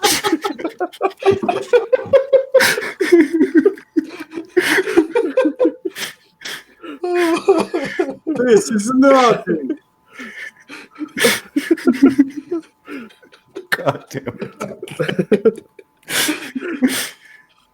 Oh, This one keeps trying to lick my computer, guys. That's why she's in my lap right now. yeah. She's blind, so Oh, She yeah. had no clue what's going on. cataracts. well, she can't. Which is Yeah, ironic. I have to sniff and taste everything to know what it is. Yep. Pretty All much. right. Actually, probably should never lick in my face. Just saw her licking her butthole earlier, so And you don't want to. So You don't that's- want her to get the taste of the permanent marker in her mouth because it's- probably not. But Poor probably doggy. probably tastes better than butthole. So I'm not really sure. What Yeah. I don't know. Ah! Me too, a dog. I think dogs might like that taste. So, She got her tongue. so in her that mouth. that was Vlad's turn. He cracked one of them right in the side of the head and split its jaw and made it re-dead. Now Eddie and Hannibal. What about you guys? All right. Clearly. Let's see. Hannibal. Let's see. Hannibal. How many creatures are left? There are 2 left standing. One of them is still wrapped in the vines that you sent in. The other was attempting to rip those vines off of it, but failed miserably in its attempts. What if I have my thought pick up the said creature and slam it into the ground? Is that something I can do? Yeah, you can have it attempt to do that. If you want, you could have it attempt to slam one into the other. Nope, let's do that. This whole game is about rule of cool. If you have a cool idea, a cool combination you want to try with your items, like anything you can think of with what you have or your other party members have on your sheets that you guys can come up with, you can give it a shot, and I'll just tell you what roll you have to make. What about if I have my thought slam one creature into the other, and as that creature gets hit, I take my sling and try to hit the other creature in the face? You Or the can make balls. that. You can attempt to do that. Okay, can I So do that? go ahead first. You're going to need to make a strength roll for your Ivy. It has a strength bonus. It's got a strength bonus of +2. Okay. 2d6 plus 2. Okay, that's good. 2d6 plus 2. All right, I got an 8. You got an 8. I don't know if that's good or not. The drowned tied with you on that, but since it is already since it's already bound by this thing, its struggles aren't quite enough to prevent it from lifting it up. In this case, because you already have it wrapped, because it's already got it constricted, I'm going to rule that you tying that roll means you won it this time. So it lifts the thing up. Now it's going to need to make an attack roll against the other one. It gets a +1 for its attack roll. Okay, so I do 2d6s? 2d6s, yes. All right. Oh, crap. I got a 3. Three? Leader. Okay, it attempts to swing the thing, but unfortunately, it's the thing thrashing around makes it a little too unstable. So That's bad in you. the vines kind of. Oh, I think it was the vacuum in the background all of a sudden.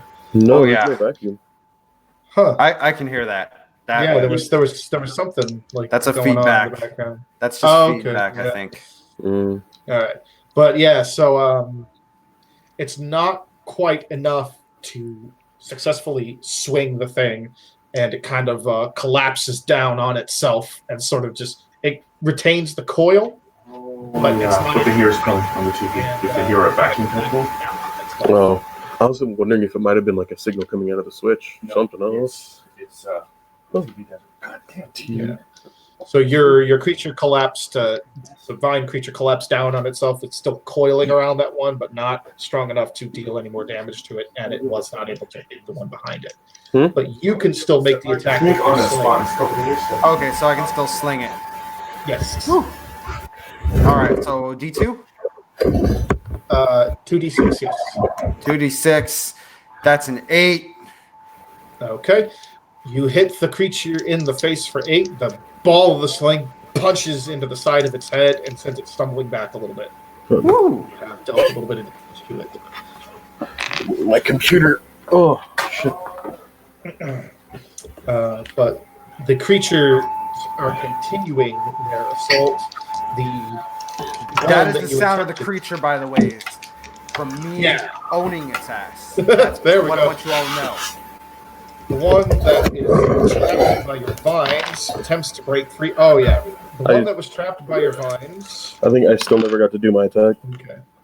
Oh yeah. Oh, yeah, you never Okay. did. Go Yeah. ahead and make your attack then. I was just setting this up for him. You know, Yeah. that's the whole point. I'm a team player. Because there was the one that's in the vines, and then there's the one. Yeah, the one that's in the vines that is now kind of like been dropped back onto the ground, still wrapped up but on the ground, and then the one that he just pegged in the face with a slingshot.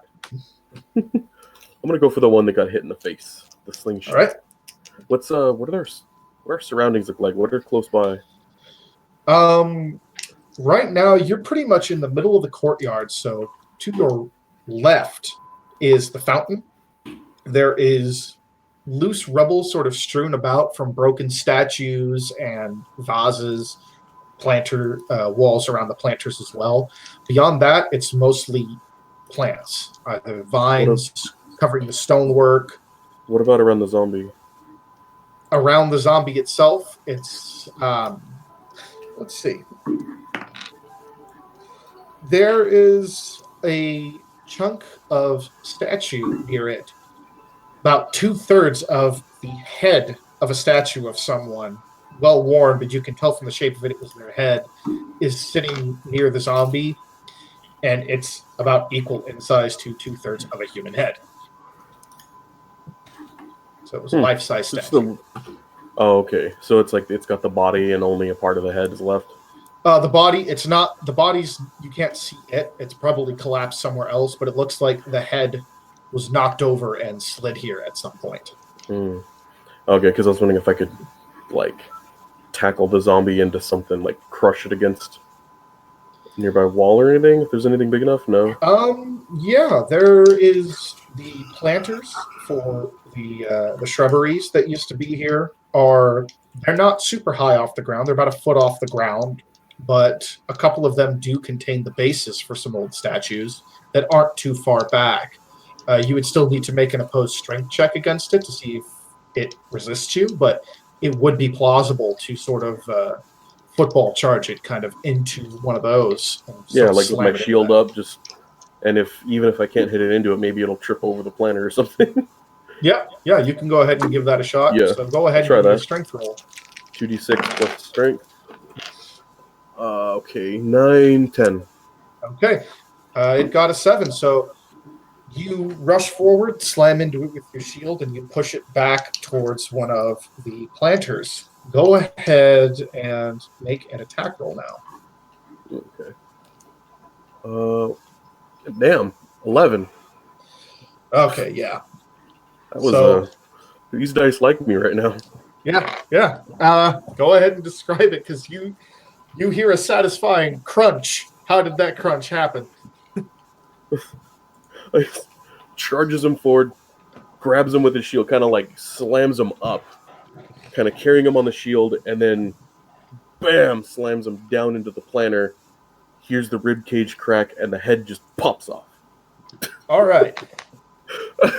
Just kind of presses everything in, and just.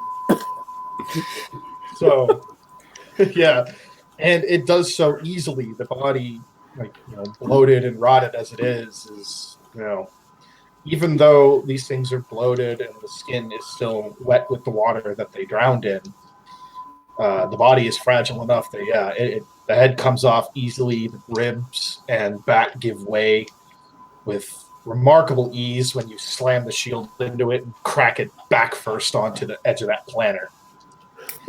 I'm the shield resisting making lewd comments on everything you're saying. 'Cause you said wet, you said head. I just want to point this out. I just need you guys to know I am on my best behavior right now.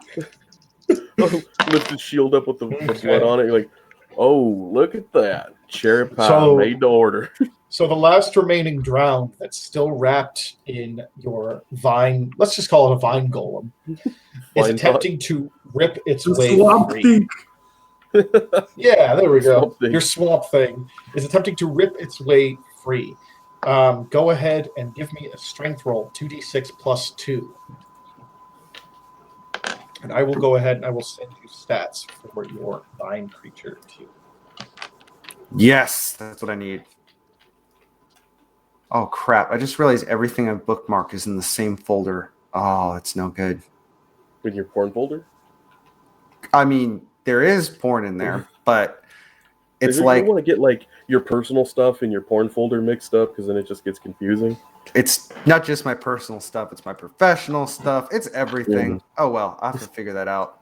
But anyway, now I know where to find my Dungeons and Dragons dice roller. Yeah, there you Right go. next to Big Wet Butts 3. Oh yeah. Sorry, guys. And all those paparazzi sites. Oof. Ooh. Those little. Oh yeah, like Yeah. TMZ. Oh yeah. Oh yeah.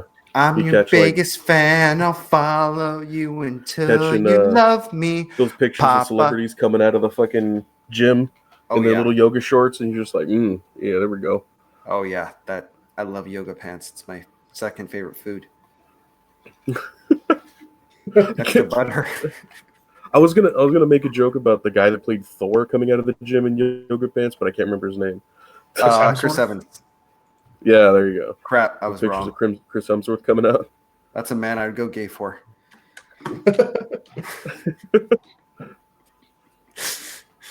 Did Wait. you Discord me the thingies? I'm doing it right now. Oh, okay. Oh, the interwebs is back on at my place. It's okay. I got dog butthole breath, so I'm pretty happy, satisfied. That couldn't have happened if I didn't come Ooh. over here. Yeah, All right. that's I very just sent tasty. you the information. The spell that you cast is the creature will be animated for a total of 4 hours from the time that you cast the spell. Cool. Okay. Still haven't figured out how time works in this game, or any game. Yeah, it's basically more or less up to GM discretion, depending on how long you guys take to explore things, how you choose to. Cool. Nope. Bye bye, Dave. We're just gonna wait for him to come back. Yeah. We'll just, All right, Eric we'll Marr, just- you're the emergency GM. We'll just ERP until he comes back. Yeah.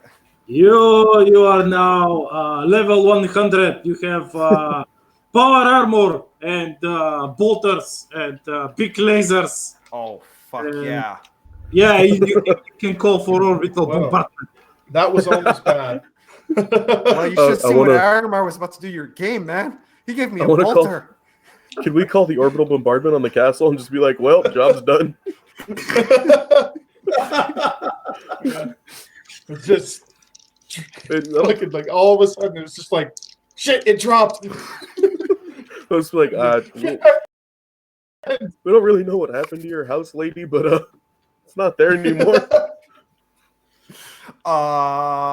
You got a nice clean crater over there. You can start building again. Yeah, look on the bright side. You can start Wait. over. We've figured out how to solve your problem, lady. And And exterminate then, us. and then, guys, you come back to my my home where I have a dungeon and a torture chamber, and we will build a great new expansion with more devices. Your very own cell in the torture chamber. And this room is a torture chamber. And this room is a torture chamber. And you get a torture chamber, and you get a torture chamber. You Even get the some. toilet is a torture chamber. Everybody gets Slavic love. Bah, bah, Mm. All right. No, So no, let's that is- go ahead and continue on. The last zombie attempts to rip free, but I believe failed. So Poor thing. pretty much it's easy pickings for you guys at this point. Pretty much you get to twist your nipples while watching the life slip out of it as your vines choke you to death. Well, now that You I'm just level bite your lower 100 lip. in power armor with a bolter, I think I just win. So we'll just settle with that. You get an orbital strike on the house. We're done. Yeah. So it's just your vines start constricting around it, and you've seen Logan, right? Oh, Yeah. Remember how that guy at the end gets all crushed by the grass? Oh. Same thing. Yep. Did anyone else get hungry during that part? Oh, I got turned on. I mean, what's the Weirdly, difference, really? yeah, it did. I gotta stop eating just meat. I mean, my brother and I were like the only two people laughing in that movie theater during the scene where Logan's tearing apart the cholos. Considering this is King City, a lot of the people in the theater were like, "Hey, that looks like my cousin, fool.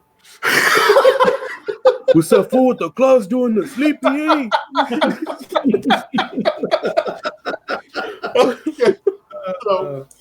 So it was pretty funny that we're the only ones laughing our heads off as Logan's just tearing apart those cholos. Oh, These God. King City people are just like, "Hey, that's not funny, fool." No. Oh, boy.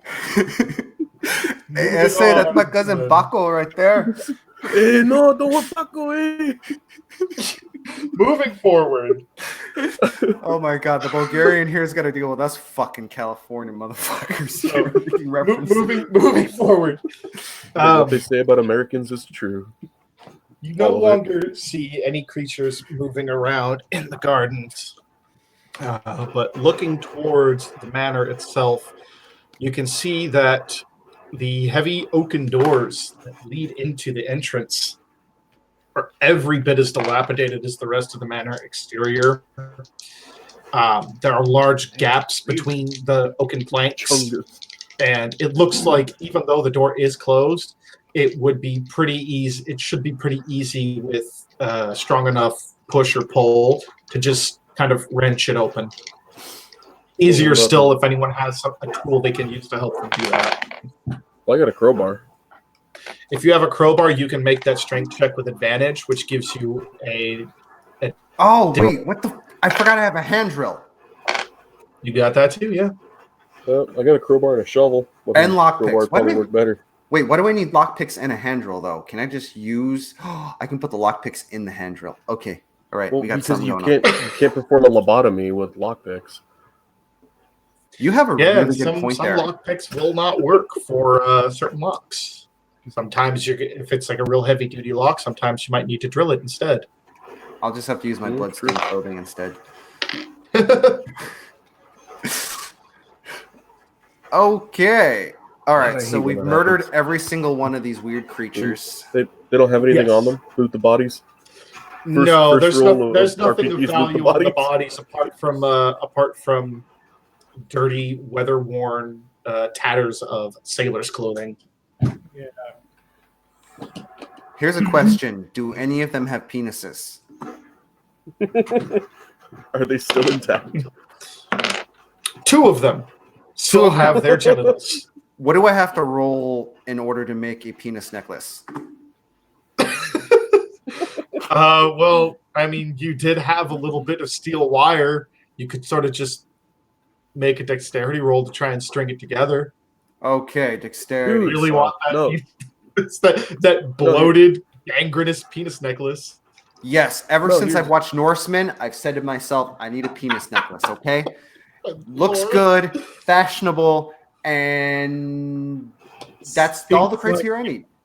It would only be better if you could like launch them out of your sling at people. You know, you just throw a fucking rotten penis at someone's face, and they're just like, "What the fuck? Oh my god!" I've changed directions. I need ammunition. All right, so gotta still roll the dexterity. 2d6. I got a 4. You got a 4? Okay. Yeah. You attempt to rip the tool off of no, the first hold one. on. How about we go back and he could use my hacksaw to cut them off. Okay. Can we re-roll? Yes. Yeah. If you're gonna use the hacksaw, you cut them off, and you've got 2 half-rotted, gangrenous, bloated, drowned man penises now. this is exactly the kind of direction I expected this game to go in. Special ammo. Oh, So moving I have a forward, collection of after dead claiming- penises by the end of after this. claiming your gangrenous penises, your pair of gangrenous dead guy dicks, you move forward. You can now move forward into the manor itself if you wish. As I said, the doors are still standing, but they are well worn. It should be pretty easy to just wrench them open if you wish. You can attempt to lockpick them if you'd rather do that. It's entirely up to you. Just wrench Does them it open with have my like a crowbar. a side entrance, maybe like a window we could peek. There inside? there are 4 windows to either side of the door. The 2 on the right, seems like it would be pretty pointless to try and look through them because they're almost entirely broken and half of the roof has caved in on that part of the room. But the other 2 are still standing. However, they are very dirty, so it's going to be difficult to see through them. Doesn't matter. Before we break in the door, let's peek in. Let's try and You see. can also attempt to peer through the gaps of the door if you wish. Yeah, that Only, too. only if you breathe heavily while you look in the window, so that way it gets your breath on it. So you can write messages to whoever's It's too inside. dirty. Hold up one of the severed penises while you look into the window. Yeah. I don't want to. Hannibal uses it as his pen to wrote, "I drew this with a dick." Ooh, yes. Hannibal was here. Or something. Yeah. Like that. I haven't thought this through very well, guys. Yeah, obviously not, but that's all I'm right. pretty excited. I just got 2 zombie schlongs, okay? Which is actually what's in my inventory notes right now. Oh yeah, off of All right. zombies that had nothing, we still walked away with some loot. You attempt to peek in through the window. It is very dusty, very hard to see through, but you can Clovers.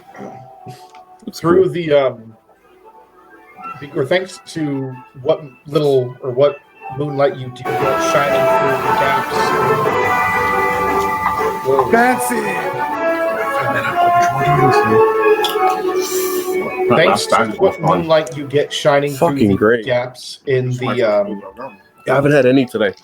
shining through the gaps in the collapsed roof, you are able to see what you're looking into is the foyer.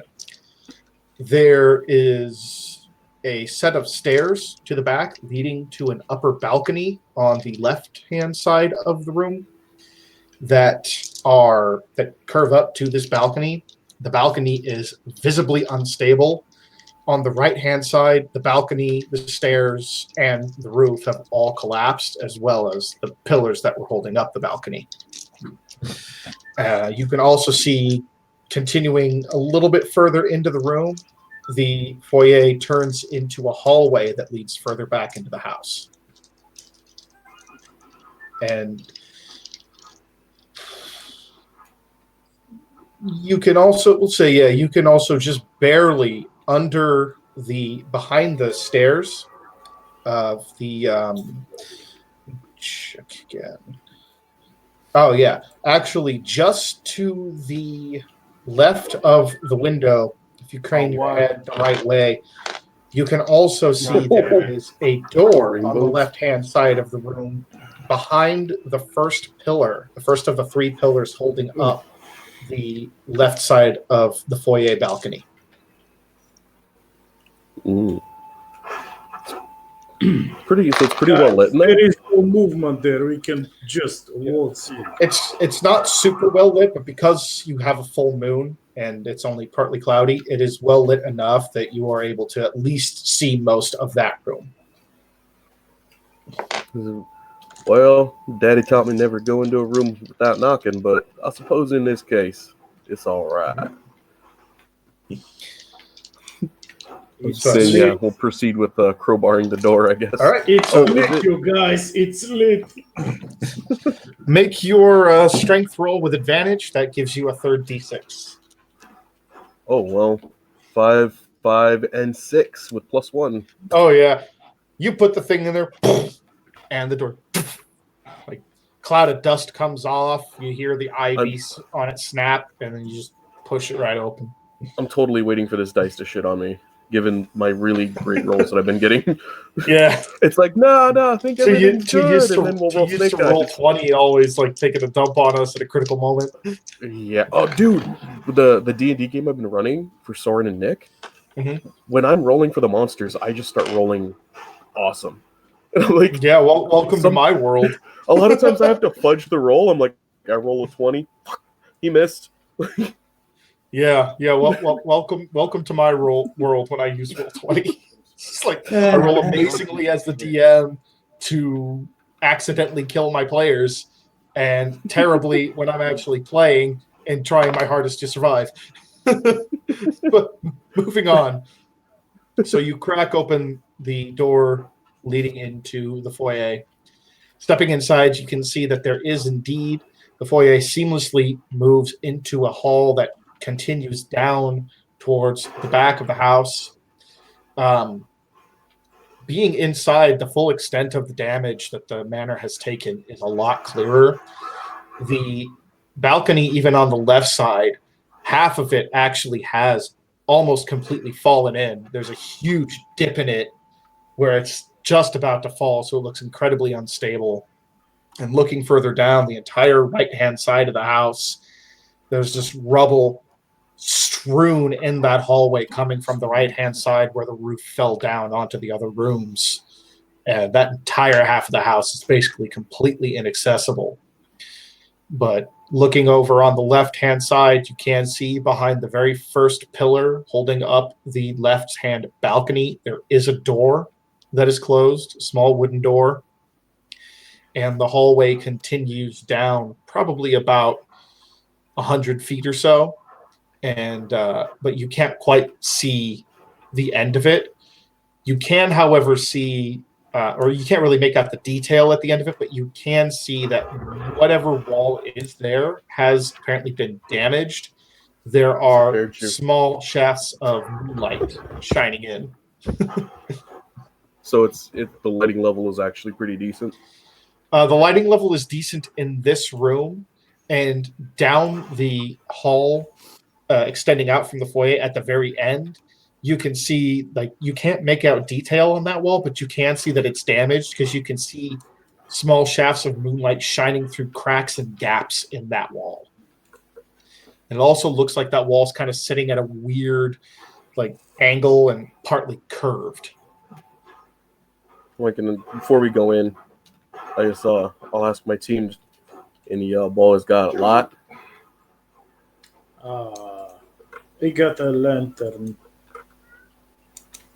Wanna hold it? Because I need to hold my shield and my weapon. I was wondering if one of you want to carry it. So I got a lantern too. I'll carry it. All right. I've got a golem. Okay. I mean, a thought. Okay. I have a Yeah. Twitch thought. Twitch thought. Let's try the door first. Right. Can't say any names or else we'll get copyright struck. Copy strike. Yeah, right. Copy strike. Yeah. We could just say Twitch thought. It doesn't have a name. We won't say it rhymes with Xfinity. Nope.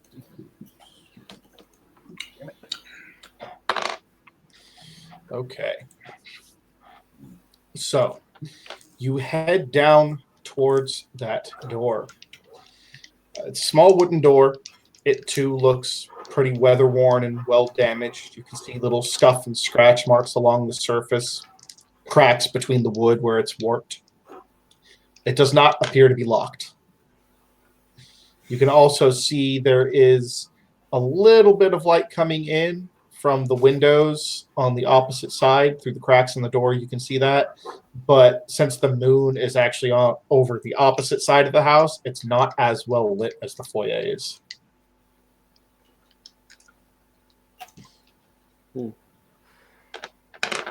I'd say I think the man with the light should be going first, inspecting. Wait, am I holding the light now? Yes, think you so. are. I will cover you with my crossbow. I thought I was holding the shield for some reason. You do have a shield. You can put away. Well, no, you wouldn't have had your shield out if you were using the sling. The sling takes two hands. Oh yeah, no. Okay, so I have my sling out. Yeah, and then in your other hand, you're holding the lantern, or Yes. did you give it to your golem to hold? Okay. Oh wait, I forgot I can give it to my golem. Okay, so let me. Yeah, but that Wait, would wait. take up. No, should I- take up its action? If it's holding the lantern, that takes up its action. Let me not give the fiery thing to the thing made of plants. Let me Another good not point. do that. But I mean, it is wet. yeah, Yeah, it's wet. it's But wet. still, Yeah, yeah. but fire you want- makes things dry. She has to stay wet. She's a thought. That's how it works. Science. Oh, yeah. Well, yeah. She Oh, needs yeah. to stay wet so that way she keeps getting donations, right? Yeah. Hmm. Well, you could just hold it because I mean, you got your golem to Touché. fight for you, pretty much. Pretty much, yeah. Okay, I'm gonna hold it. All right. And then We're I gonna guess put those you'll have. thoughts to work. Xfinity. Mm. I guess I'll cover you, and then you got crossbow behind you covering you, and then I'll stick to kind of your side. to help defend. Yeah. And my All golem right. can take my front. Oh, this is sounding a little Yeah. too armory for me. All right. Mm. Mhm. Okay. So you open the door and you step in. What you see is an old cloakroom, a place where basically guests and the homeowners would store their coats, robes, cloaks, anything, any sort of exterior clothing item that they didn't need to keep on once they came into the house. There is debris from a trio of toppled and broken wardrobes Oh, of that course. Jesus. is scattered across the 3 floor, green ARs. and the room smells of mold and This is my fucking life. This is normal mold, for me. fish, and dust. Ugh. As soon as you step in, you hear the ceiling begin to creak noisily. Beyond this, you can see that at the rear of the I have 4 room, green off ARs. to the decided right, switch at the head rear of the and room, you can see there is another Found door nothing better leading, the entire further time. into the house. Thanks to another person landing in the same fucking area as me and following me like a puppy.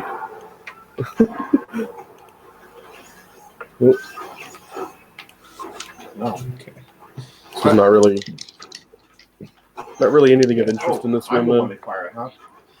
Yeah, well, you see, What like I the? said, you see 3 wardrobes kind of Four toppled people all around me over and the they keep floor, and a shooting at door me. leading further into another part of the house. And the ceiling creaked very noisily when you stepped in. Oh, well, I think I know where Grandma is. Stomping around up there.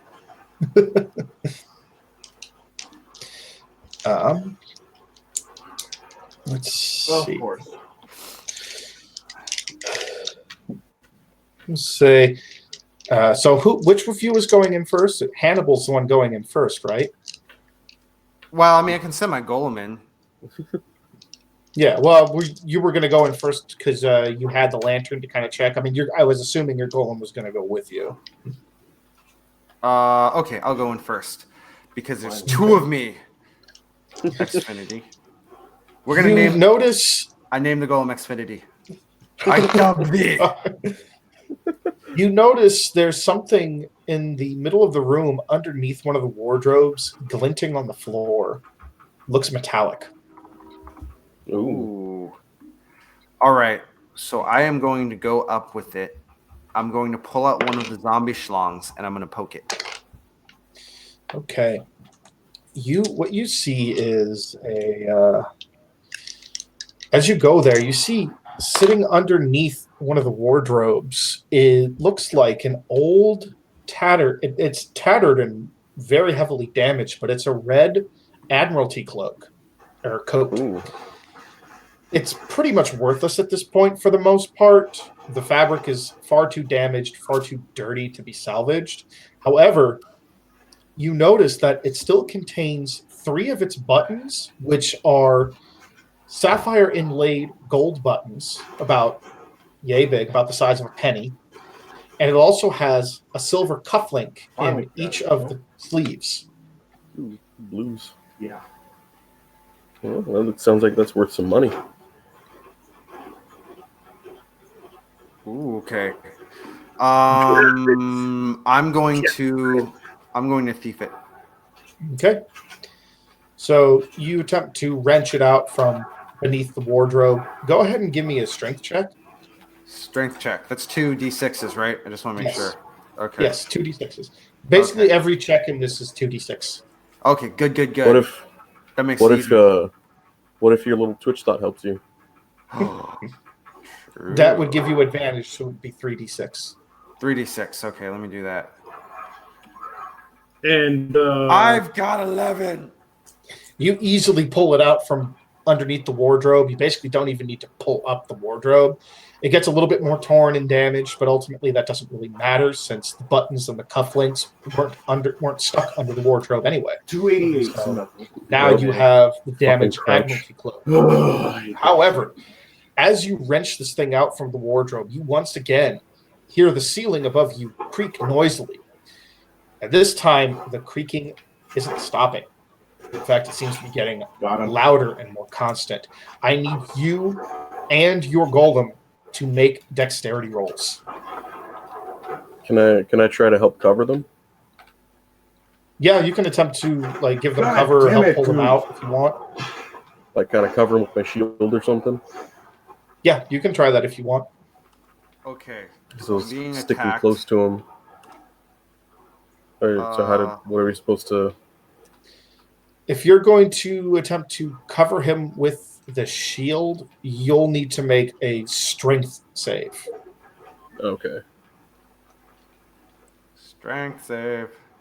Yeah. The save that you and the golem are making, Raph, are going to be dex. Okay. All right. I rolled 7. 7. Okay. Okay. By the way, Mr. Brushface is in chat. I just want you guys to know. Nice. Mr. What? He's another one of the guys that we've been Ooh. hanging out with. So Yeah, flirtatious comments go out to him. Pretty much. Yes. He was asking me if I was a necrophiliac necromancer. Okay. No, I just happened to get some dicks. and bloated dicks. Yes. All right. So you said 7, Raph? I rolled 7. No, he rolled Oh, 7. you I got rolled 7. like Okay. 11 or some shit. You got 11. What about your golem? Hold on. So for me, wait, do I roll 3 d6s if it's me and my golem, or do I just roll 1d6 for my golem? 3d6 for you, 2d6 for your golem. Okay, so I got 11. Yeah. No, wait, I didn't get 11 for me yet. So I got 6 for me, and then 2d6 for my golem. You got 10 for the golem. All right. Well, the golem manages to slosh out of the way very easily. You got a total of 6, even with the 3. I thought you said 11. No, that was for when I pulled the thingy out. Yeah. Oh. So Yeah. roll 3d6 and add your dex. You're getting advantage since Eddie is attempting to help shield you from the debris that is beginning to collapse from the ceiling. So I got 9. I think my dex is 2. Let me double check that. Yes. Nope. My dex is 1. So I've got a 10. Yeah. 10. All right. You managed to dash out of the way. Oh. Eddie, you're attempting to hold yourself up against the ceiling, but it's a huge chunk of the ceiling that's falling out. By shielding Hannibal, you have enabled him to easily escape. However, you're starting to get pelted with some of the debris, so I need you now to make a dex save to see if you can get out of it before taking too much injury. Can I try to jump in and then out? And help him? like jump into the room and attempt to pull them out? Yeah, That's I just have like- leap. Clears up every now and then in the internet. Yeah, go ahead and roll that with advantage. I 3d6. got 3d6. one good dice and one crappy dice, so just a 6. Okay, so I rolled 11. Okay. Fortunately for you, as you attempt to stumble out from the collapsing debris, Vlad rushes in and grabs you and helps pull you out. You actually very narrowly managed to avoid taking damage from the ceiling collapsing on your head. Unfortunately, though, the top end of the room is now blocked off. You can no longer reach that door. Look in there. Damn. Well, just look back at him. Thank you. You owe me one execution, pretty boy.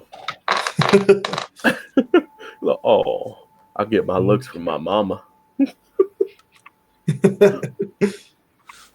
Well, your mama must be mighty fine there, then. Ooh. So, forced back out into the foyer. Now basically to continue on, you just have the main hall, which extends down. As you guys, I'm assuming you guys would head down that way, since really the only way left. As you head down, you see it extends to the rear of the house. And now that you're here, even though it is darker, since you're closer, you can see the rear of the house a little more clearly. It looks to be the entrance to the lighthouse, or where the lighthouse used to be. The main hall stretches all the way down to the end there. The doors on the right are basically just destroyed. All the rooms have been collapsed, as mentioned earlier. Whereas on the left, you see another door, another doorway, much like the one that leads into the foyer, that opens into a sizable drawing room. The table that is in there. Where did my die go? Oh, well, it's not important. I got 3. The table that was in there looks like it's been flipped over and is actually pushed back against a door at the back corner of the drawing room. It looks to be like that is probably the door that connected to the cloakroom you guys were just in. The 4 or 5 chairs that are in there are strewn about, broken. There's little left of them. But you can see there's a lot of damage that's been done to this room. Curtains are tattered and hang half off of their rods. Half of the rods aren't even hanging on the wall anymore. And if they are, it's only hanging up on one side. And you can also see very visibly, it's pretty easy to notice in the light of the lantern, there are splatters of long, dried, and browned blood all over the wall, and as well as what looks like deep gashes, claw marks, and scratch marks on the walls and the floor. But the most notable thing on the floor is the sizable pool of dried blood in the middle, with streaks reaching out from it that look like someone was crawling along the ground in that blood. Those streaks end very suddenly, about 3 feet from where they started, and embedded in the floor there is a rusty hand axe. Ooh. Oh, jeez. Oh, jeez, guys. Yeah. Oh, jeez. What do we do? Don't touch the X. Looking further up the hall, you can also see 2 more doors on the left-hand side. You're not sure what they lead to. They are identical in their size and look to that of the door that led to the cloakroom.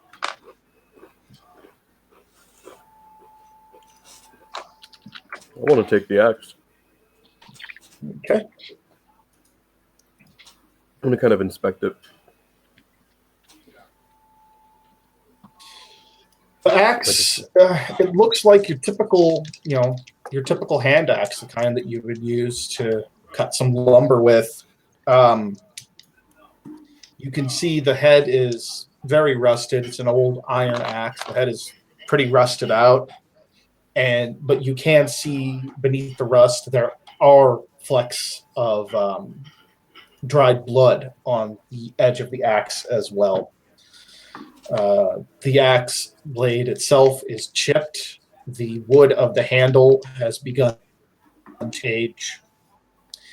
And as you pick up the axe or as you're picking up the axe and looking it over, you hear this faint bellow coming from sort of all around you almost. I knew it.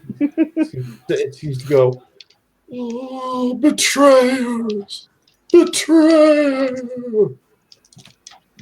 So now I've been called a lot of things. I ain't no betrayer. I tell you. Blood is no betrayer.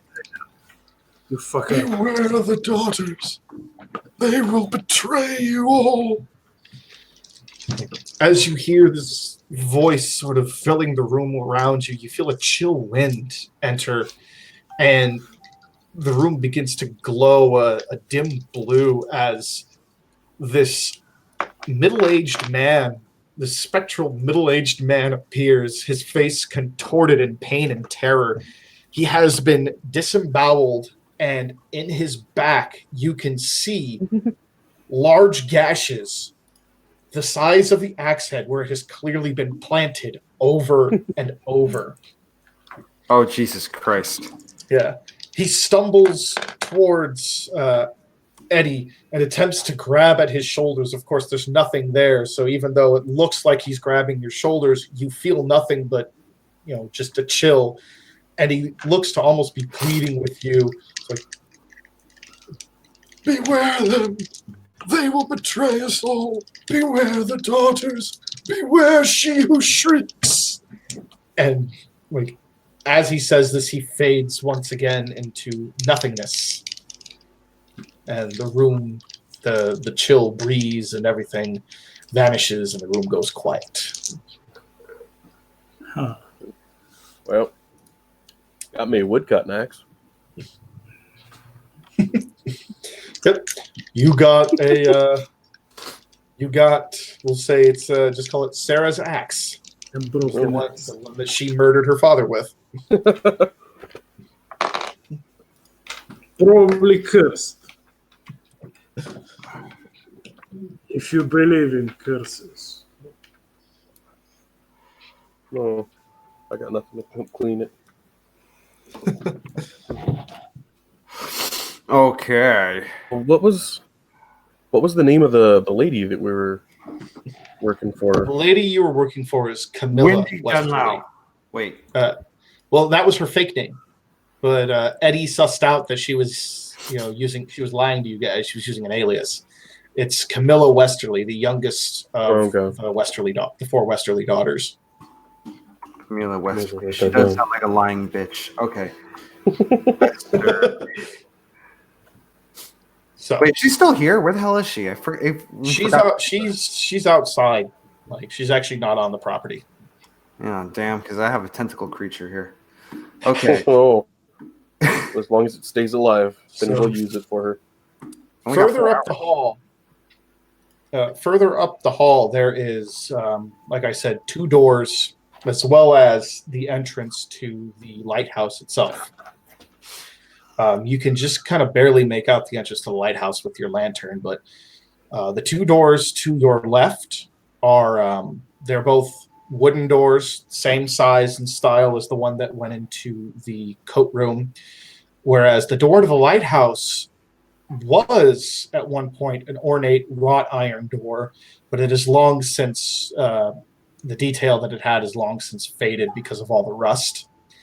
A large rusty padlock sits on the door, keeping it sealed.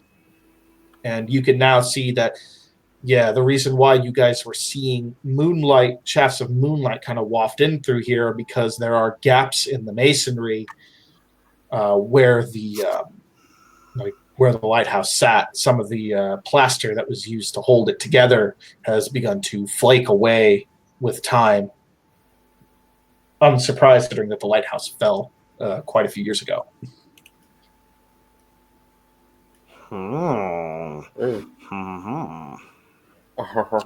Try open it. You try to open the lighthouse door? Okay. So you attempt to open the lighthouse door, and even though it is rusted, it still feels pretty sturdy. You think, though, that if you could pick or break the padlock, it should be pretty simple to get inside. So you got drill, probably drill. If it's rusted, might need to drill. Sounds like it's hand drill time. Oh, I get it. I get what you're saying. I forgot about my hand drill. Okay, so I'm going to pull out my hand drill and I am going to shove it really hard into the door. Okay. Where I'm supposed to, because I forgot where I'm supposed to. Where the lock. There's a large padlock sitting on the door to the lighthouse. That I'm gonna drill the shit out of that. That's what I'm gonna drill. You hear a faint voice just go deeper. You're like, oh, well, here we go. Well, as you guys make your way towards the back of the house, Hannibal starts drilling the door. So go ahead and make a dex roll for me with advantage. Meanwhile, as you guys are waiting for him to crack the padlock, licking herself. Yep. As you guys are waiting for him to crack the padlock, the two of you, Vlad and Eddie, you both notice that you can smell that scent of rot here again. That the stink of it is pretty strong here next to the lighthouse. But it seems to be that you're getting kind of two different wafts of it. Because coming from directly in front of you, it smells like old blood and rotting meat. But coming from the right, where the other door is, it just reeks overpoweringly of dead fish. Oh man. So perhaps there is someone behind the door, maybe. There's blood. Maybe a couple more of those drowned sailor corpses. We should get ready. Okay. And Vlad changes his weapons. He slings his crossbow at the back. And she's the longsword. All right. Yep, I got my flailing shield out as always. You unsheath your longsword. Damn it, I keep dropping my dice. You unsheath the longsword. As you do, you hear, or what did you get for your roll? Brad? Oh, I got, hold on, I have it right here. I got a 7. 1 + 1 on dexterity. 7? No. Yeah. It takes you a little while.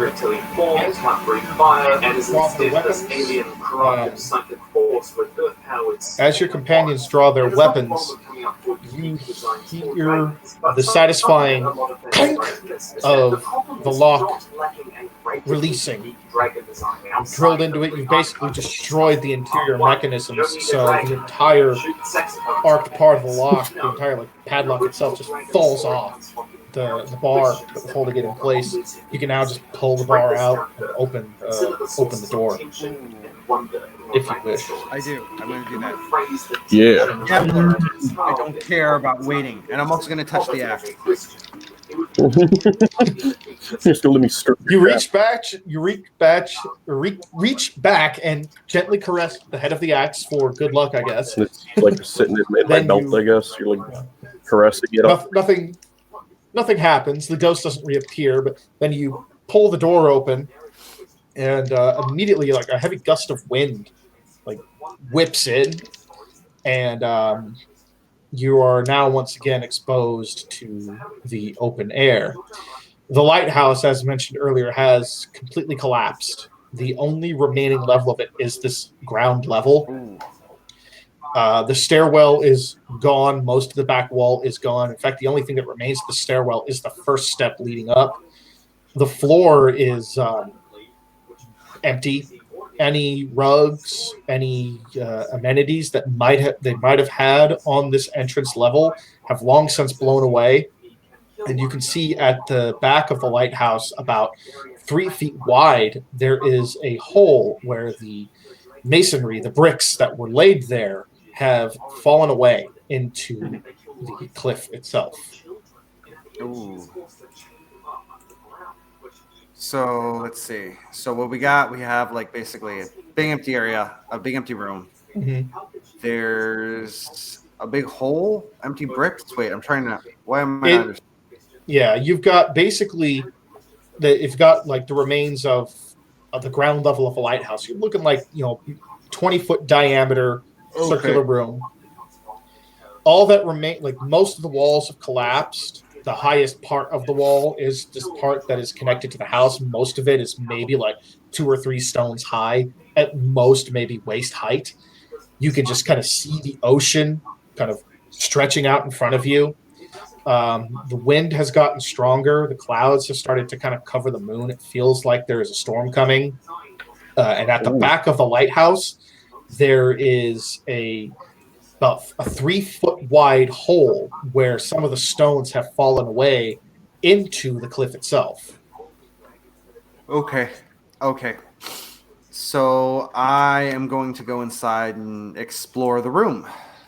Okay. You head inside to explore the empty room. You see an empty lighthouse room with a hole in the back, and that's about it. Damn it. Yeah, that's all that's in here. Okay. I should have said I wanted to go through the hole. Okay. Is anyone following him? Yeah. I am following him. Okay. I'm going to need reflex. I'm going to need dex saves from everybody. All right. That's 2, right? 2d6, yes. And that's going to include your golem, too. Your golem's also going to need to make one. Damn. I have balancing. Does it help? Or... Yes. You get advantage. Okay. So I actually got an 11. 12 and 7. 12 and 7. Okay. 7's for the golem. Okay. I got 10. 10? All right. As you all step in, the unstable floor gives way, unable to support the weight of all 4 of you. God damn it. The masonry almost immediately falls in, and you find yourselves falling into a deep pit. Fortunately, you were all fast enough, just barely in the case of the golem. It was just fast enough to kind of stretch out and grab hold of the side before you fell in completely. Looking down, you see what looks like a large cave system down below. It's almost like a large wonder what would have happened teardrop if we shape. failed. Well, you would have fallen into this large teardrop shaped cave. And died? Probably, Because I'm kind of curious. died.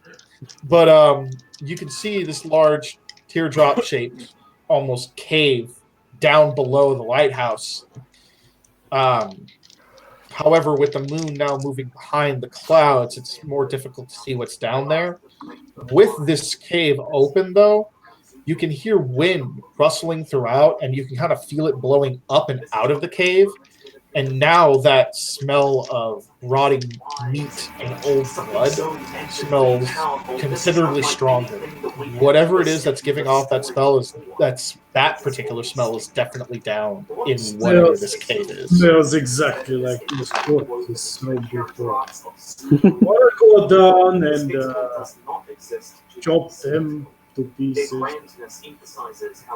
I got a grappling hook. Oh, nice. You can try climbing down safely. Okay. Oh, yeah. So- I'll climb down with him. All right. So you're going to tether the grappling hook. Where are you going to tether it? To the golem.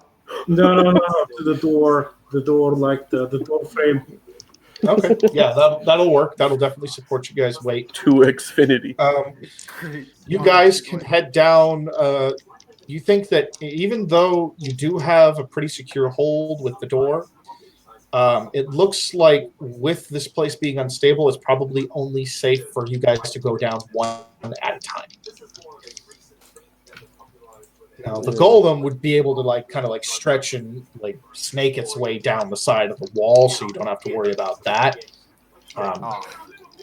Yeah, Hannibal could just kind of send that down on its own if he wants, but for the three of you guys, it's probably the safest bet to climb down one at a time. Otherwise, you will risk the grappling hook losing its hold.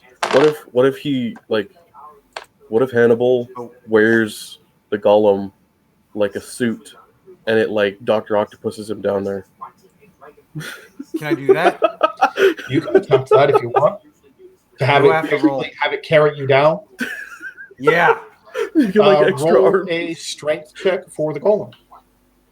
Strength check for the golem. So that's 1D? 2D. 2D. Okay. 2D plus its strength. Okay. 2D. What the fuck was its strength again? Plus I wrote it down here. You could help it, Plus though. 2? Wouldn't it, kind of give it advantage if he helped too a little bit? Oh yeah, you don't want to make your golem do all the work unless you want it to. Well, it's more for it actually carrying him down. It's going to be okay. Carry me. So that would be 8. 8. So that's an 8. Yeah, it's gonna be able to keep hold of this just fine. So yeah, it can climb down with you. And it basically sort of it's not really Dr. Octopusing, it's more like holding him and kind of just oozing down the wall. That is hilarious. The two of you can make a strength check to hold on to the rope to climb down to the pit. And since you have climbing, you get advantage. 9. That's enough. I got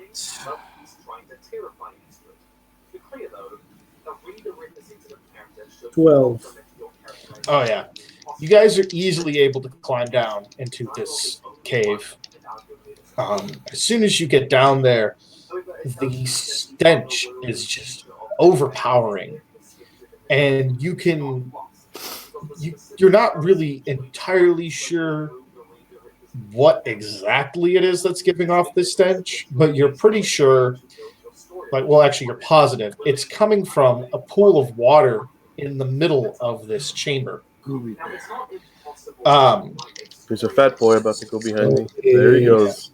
Basically, holding up the torch and looking, you can tell pretty easily this pool of water is filled with all kinds of disgusting refuse. It is thick with blood. There's old meat and entrails in there, bones. It's just a pit full of...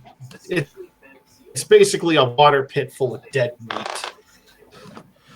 Oh my god. Sounds fabulous. Sorry guys, just to go off on a little bit of a rant.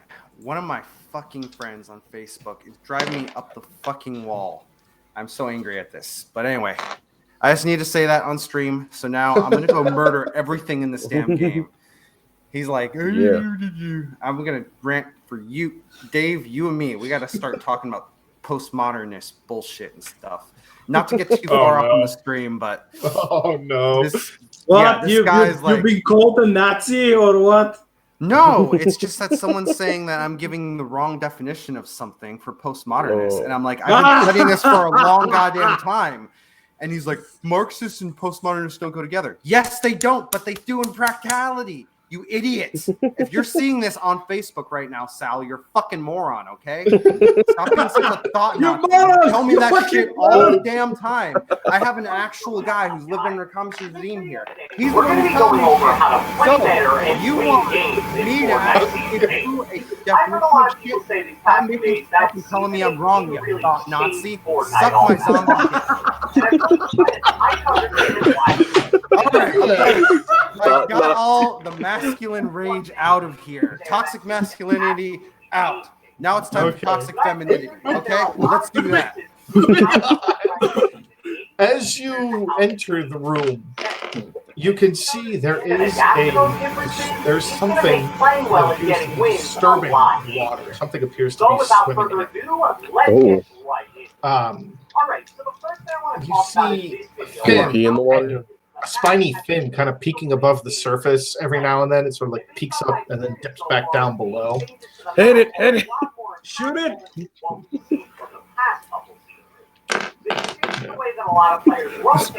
Murder hobos, attack! So, Fat boy. you guys, and when you guys kind of descended down, you're probably about 20 feet away from the pool. The pool takes up the entire middle of the room. Like the cavern from wall to wall is probably about 60 feet wide. The pool takes up about a diameter of about 40 feet in there. It takes up most of the middle of the room. And you can just see like occasionally the water ripples. It looks like there might be some kind of sea creatures swimming in there. But you're not sure what. Seems decently sized based on the size of that fin, though.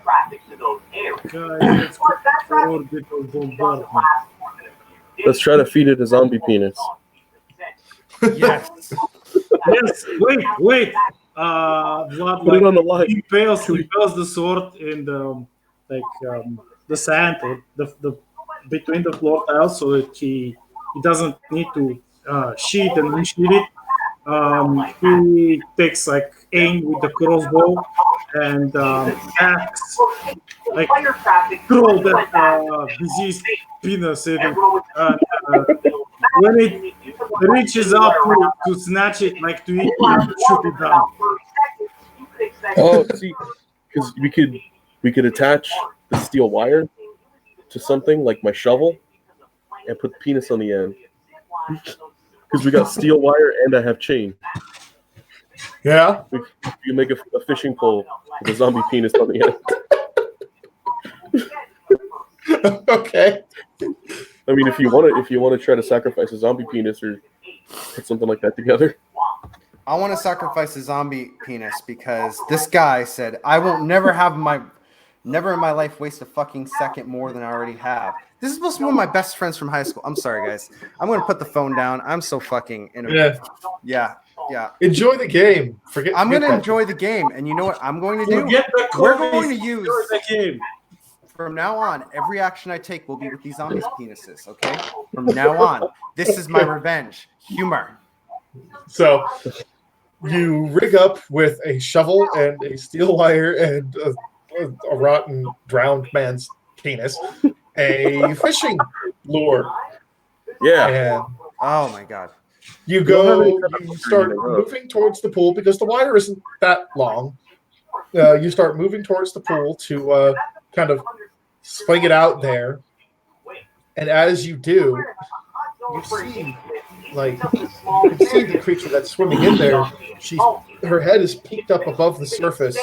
She appears to be hiding behind a mound of like some dead flesh.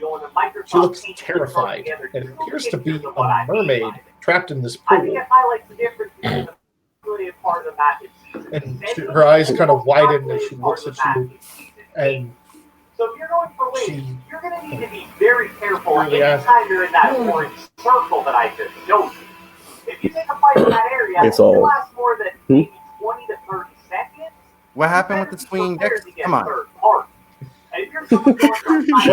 you move to the pool to sling it in there like a fishing rod, and the swimming over saw you. It appears to be a mermaid who is trapped in this pool. Well, I may as well kind of look non-threatening, like lower my weapons. Like, we're friends. My name's Eddie. Who are you? We got volcanic vents, the new pirate cannon, weapons /items, and the volcano added onto the back. Doesn't care. He's just moves again. But the new options are You can't trust. volcanic vents are basically the half women, half fish. And as you'll see by this map on the screen, It is only this you can trust, and he kind of he's still talking to himself, by the way. And he looks at the sword, and then he looks at the crossbow and aims better. Aims down the sight. Blinks back as you aim the crossbow at her and turns to Eddie. Please, they've kept me here for years. They won't let me leave. Well, how are you supposed to get out? They took me in here, threw me in this pool. You know, she looks like she's about to break down in tears. And she's, please help me get back to the ocean.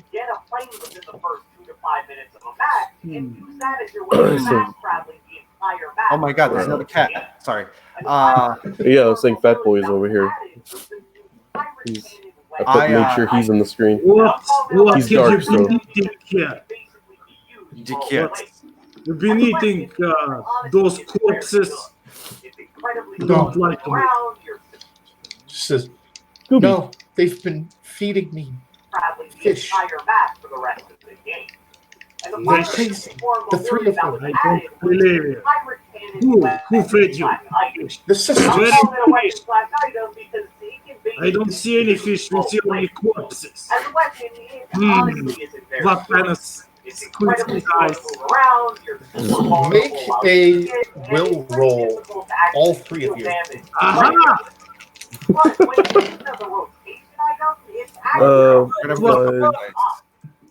Okay. 7 plus 2, so 9. 9. I have That's no idea what I will power. 10. I got 12. I got 12. And you got 10, Erdmar? Yeah, I got 10. Crap. Well, by all accounts, as far as you guys can tell, it seems like she's being entirely honest. I want to ask her, when was the last time they came to feed you? 3 days ago. Really? Who fed you? Describe them to us.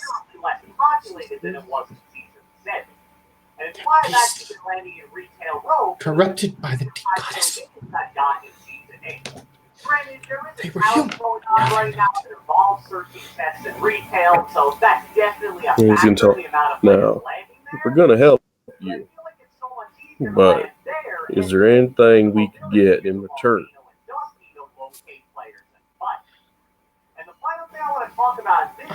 I have nothing right now. I can find something. If I get back to the sea, the magic of the ocean, it grants me gifts. I can grant something to you. Sounds good to me. We do something good for you. We help you out. I like the sound of that. Okay. So she begins swimming towards the shore and kind of sits up. You can see now her more fully, even though her body is stained with blood. She's very beautiful. And, from the waist down, as expected, it's fish-like. Her scales are black, red, or black, blue, and gold. And, her features. She has very long black hair reaching down well past the middle of her back. Her face looks strangely familiar. I'm trying to think of the best way. Well, let's just say, go ahead and make will rolls for me again. Does she look like Mila Kunis? Something like. She does not look like Mila Kunis. No. Damn. Well, maybe she looks like Mila Kunis. We could say she looks like Mila Kunis. Why not? But go ahead and make will Now rolls. I'm getting turned on. Make Make what roll? Will rolls. Okay. I got 10 again. 10. Okay. Mine is not so great. It's a 6. Okay. I'm interested in the length of her Oh, he's stepped away. teeth. Can I see? me. Not So the I teeth. want to know. The teeth. First off, what do you guys think about season? Oh, you want to see her far? teeth? And second, how many wins do Yeah. you guys have in the new She season? looks kind of confused, but bares her teeth to you. They look human. Subscribe, Look turn at on you. post notifications, do whatever the heck you want. So And I far, will they catch you look guys human. next So I don't know where Raph just went. Yeah, If he said he had to go was- AFK real quick. Oh, okay. Hopefully he's back soon. We'll give him a couple minutes to come back then. Let's go. Yeah, we'll go ahead and take a brief break now. Then I'm gonna go get some water, and we'll give him a couple minutes. So I'll be right back.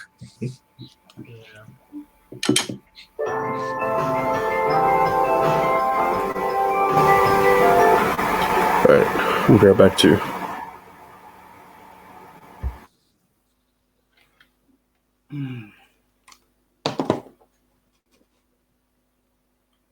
Ouch.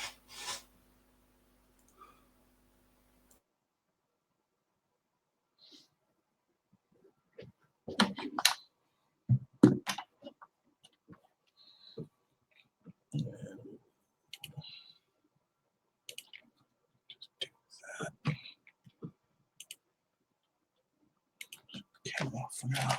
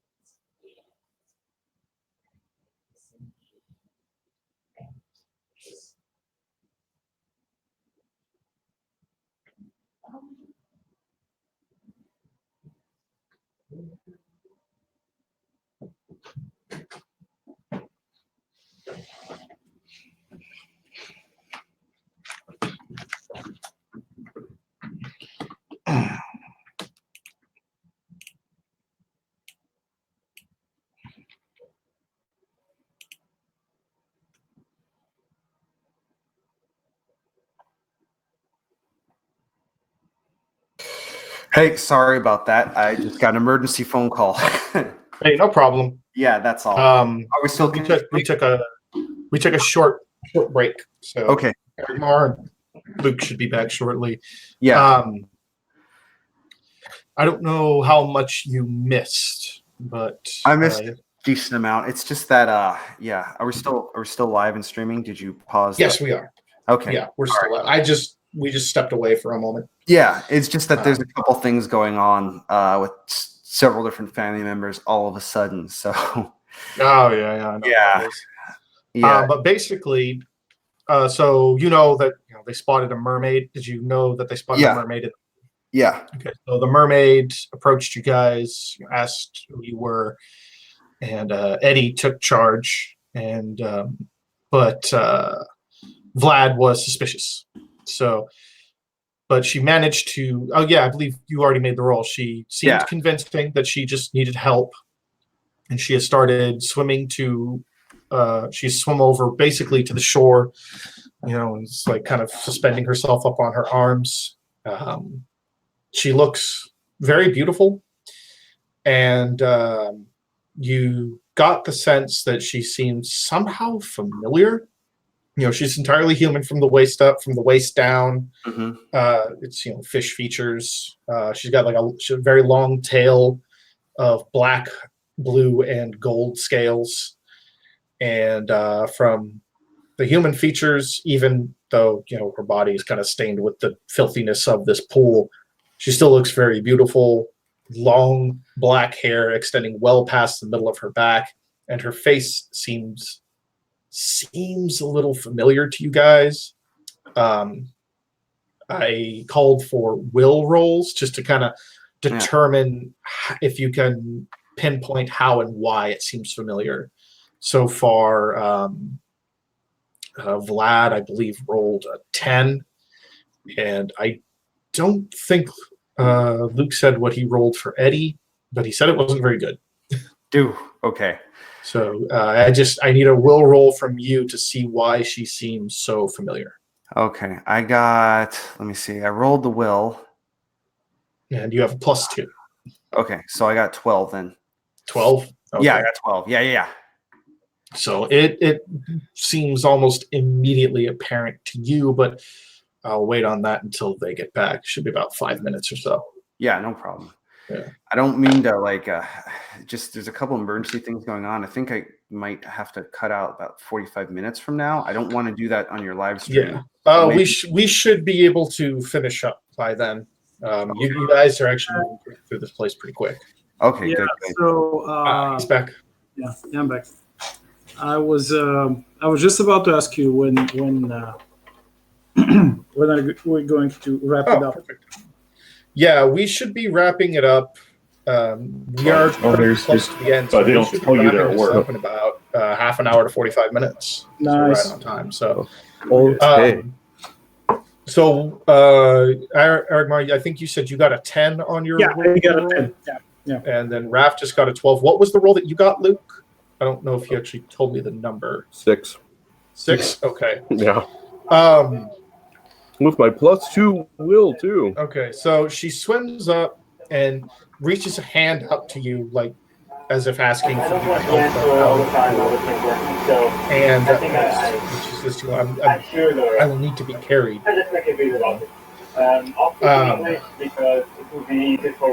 So are you going to help her? Well,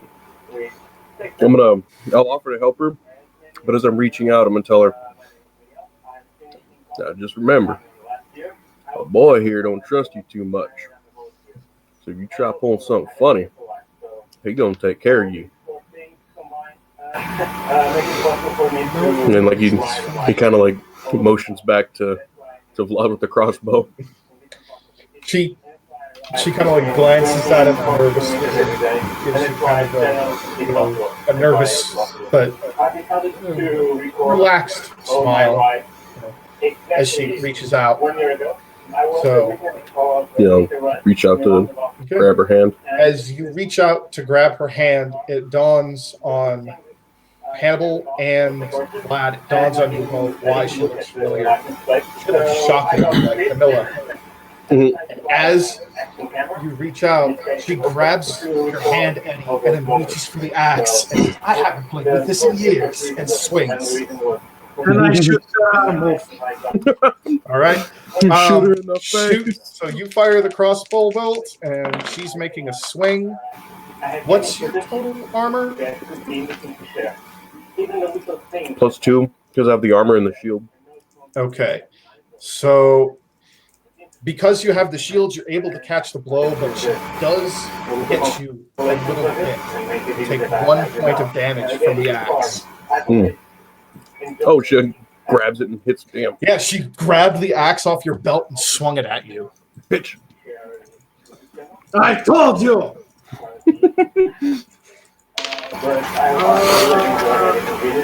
Unfortunately, I get 4. You rolled what? I rolled 4? The bolt goes wide, unfortunately. And as she swings the axe, after she swings the axe, she lets go and she calls out, John, we have guests! You hear from the back of the cave, you hear this sort of almost giddy sing-song voice. Oh, really? We haven't had guests in so many years, not since Papa's last gala. Oh, I'm so excited. And out comes another woman who looks, again, very similar to Camilla. It's very obvious these are 2 of the 3 sisters.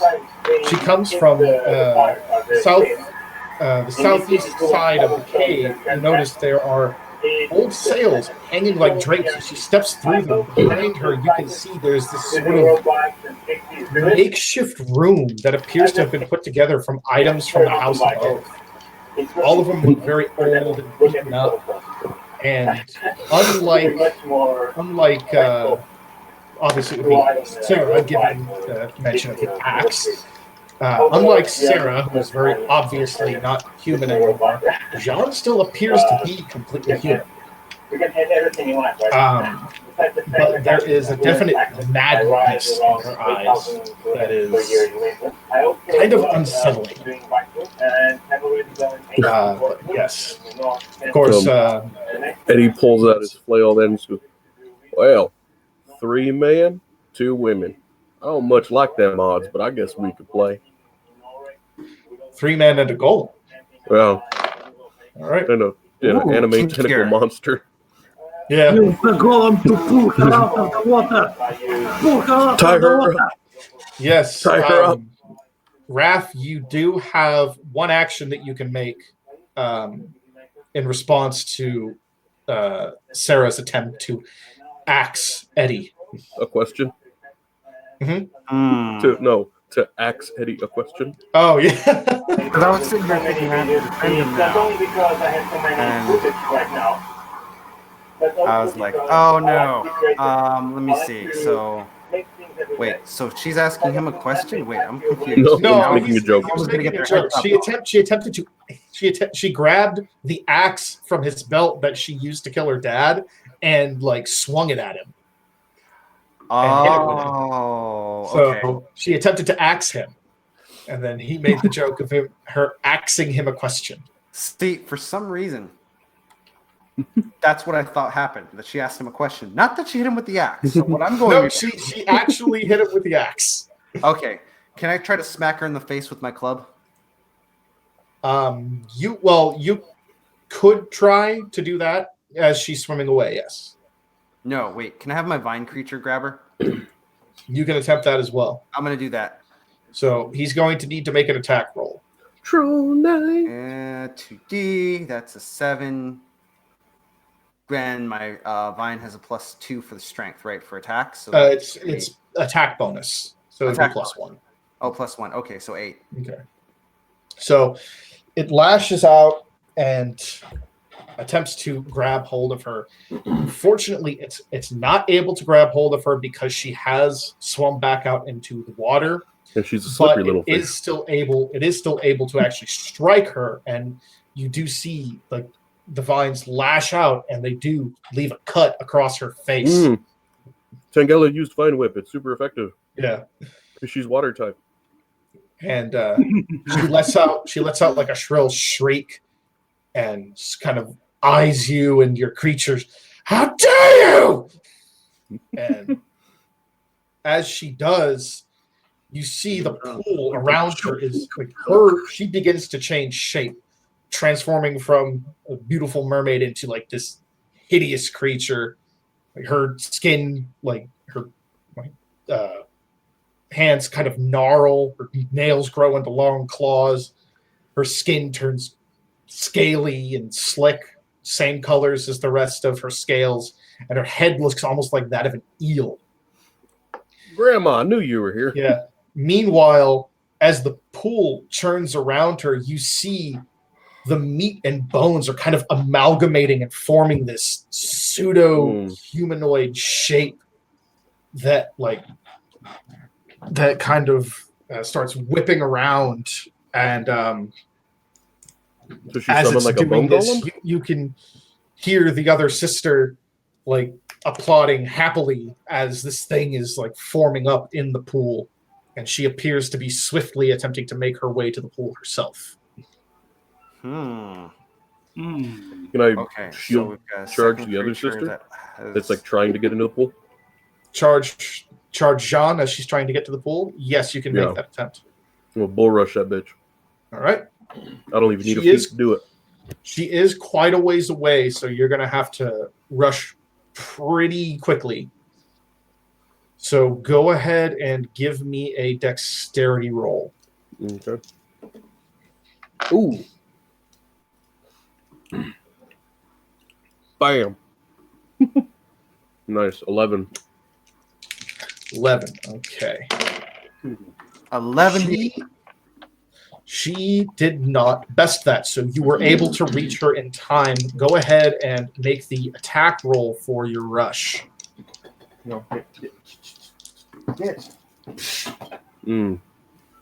6. That's 6. All right. Unfortunately, like, you rush and you connect with her a little bit, but she's pretty slippery.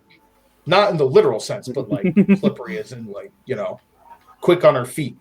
Oh, You do kind of shoulder check her, but she sort of spins around you and just keeps running and dives straight into the pool.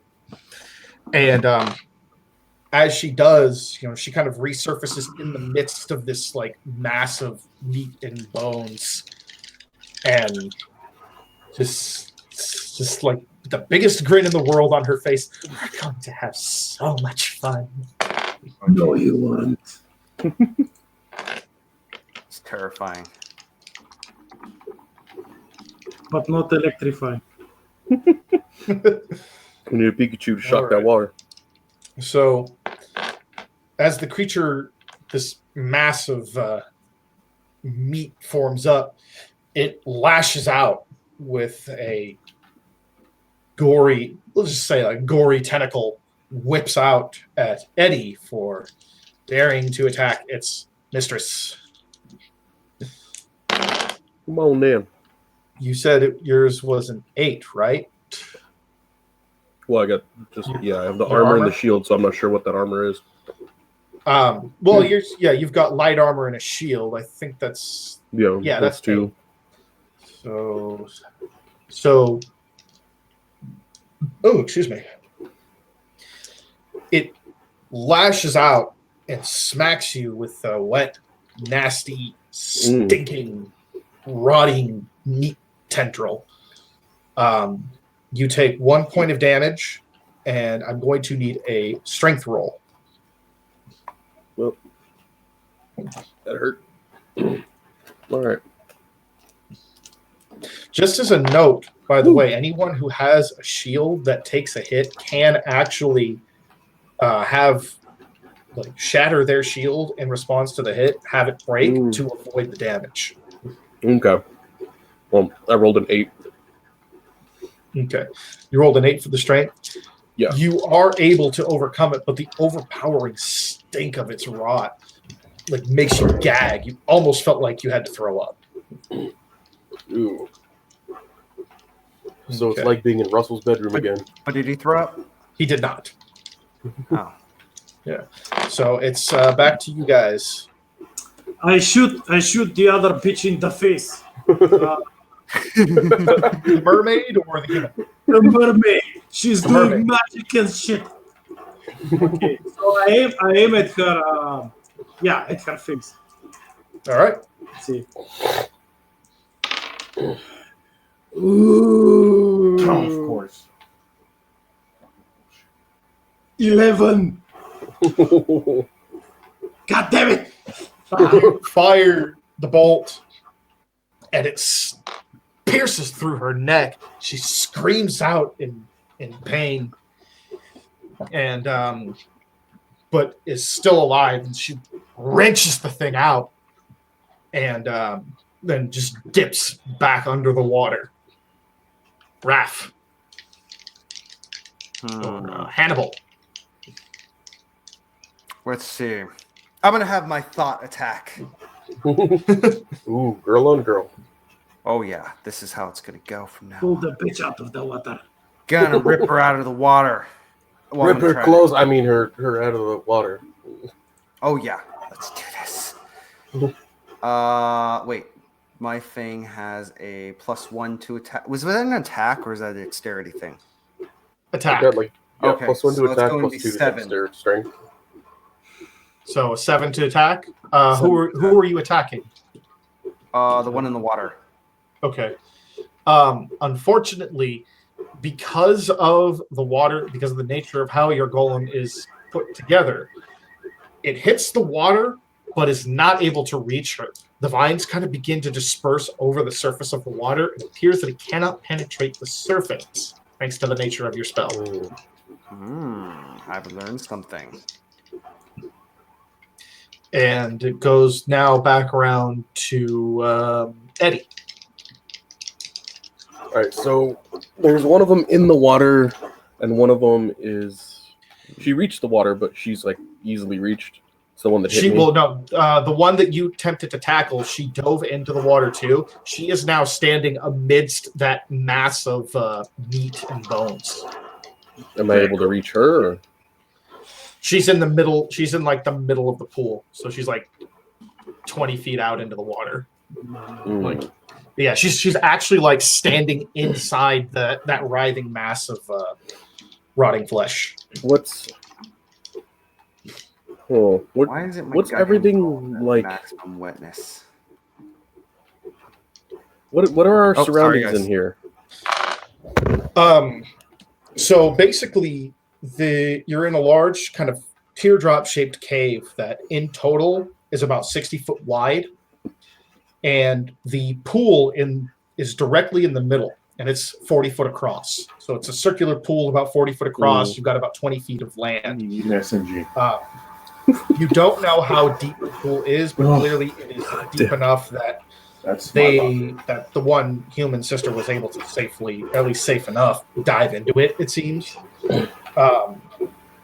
There are also a couple of large stalactites and stalagmites that form, just basically like kind of natural forming pillars, like reaching from ceiling to floor. There are, I believe, there's 7 across the room, sort of positioned sort of randomly. There is one near to you that is about 10 feet behind your current position. The next nearest one of those to you is about 20 feet away from you, about 5 feet from the wall. Are there any like above them? No, there are no. There's no stalactites or anything above them. What's above them is the hole that you guys almost fell in. All right, so she's like 20 foot in, you said? Yeah, she's like pretty much smack in the middle of the thing, kind of almost like standing on top of like a fleshy mass in the middle of this writhing thing. Shit, 20 feet. I don't really have any. Nothing can help. And the other one is also about that far in. She's like swimming around. Yeah, well, she just dove under the water after taking a crossbow bolt to the neck. When you need a fucking SMG. I'm gonna try to just rush and jump as far as I can and just do a jumping charge at her. Okay, go ahead and make a strength roll for that. Hell yeah. Double 5s, so 11. Nice. Okay, yeah, you make it. So you just run as hard as you can, just driven by honor or justice or anger, the need to smack a bitch. Boner, yeah. You rush as hard as you can. You leap like out into the middle of this writhing mass to presumably take a swing at her. Yeah. I'm assuming you're going to take a swing as you're landing. Yeah. Go ahead and make the attack. How close do I get to her?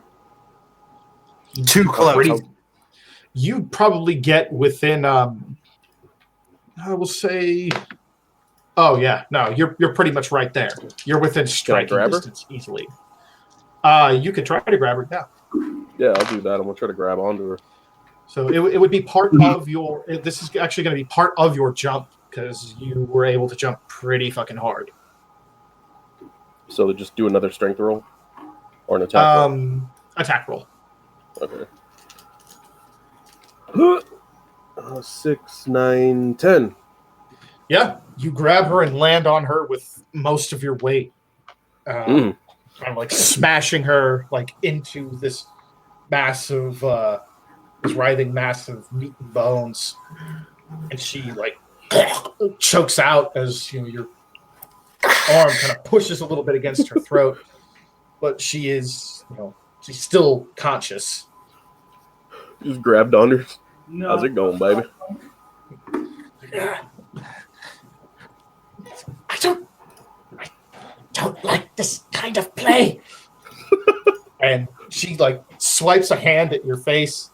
She has no weapons of any kind, but she swipes a hand like towards your face, attempting to kind of like claw at you. Does not succeed. But you notice as she swipes her hand, the mass kind of another tendril sort of whips out from the mass and comes like careening at you. Oh, it completely whiffs. You can go ahead and make an opportunity attack against the this creature if you want. This writhing, I'll just call it what I called it, the writhing horror. The writhing horror. Okay, So- there we go. So kind of like Windows open. holding onto her, like around her neck with my right arm, and then just kind of like sock into her with my shield with the left. Okay. So go ahead and make the swing. 6, 7. 7. All right. You sock into her face with your shield.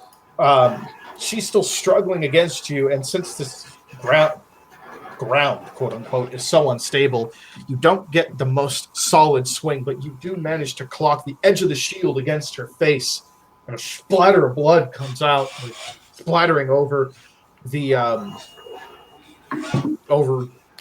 the already bloody mass. Sort of just blends in with everything.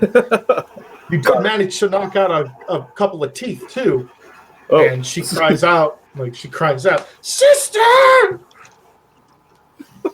Okay, look, Hannibal, you're clumsy. Come out! I'm gonna shoot you again. Come, please. I'm waiting. And what kind of reloads?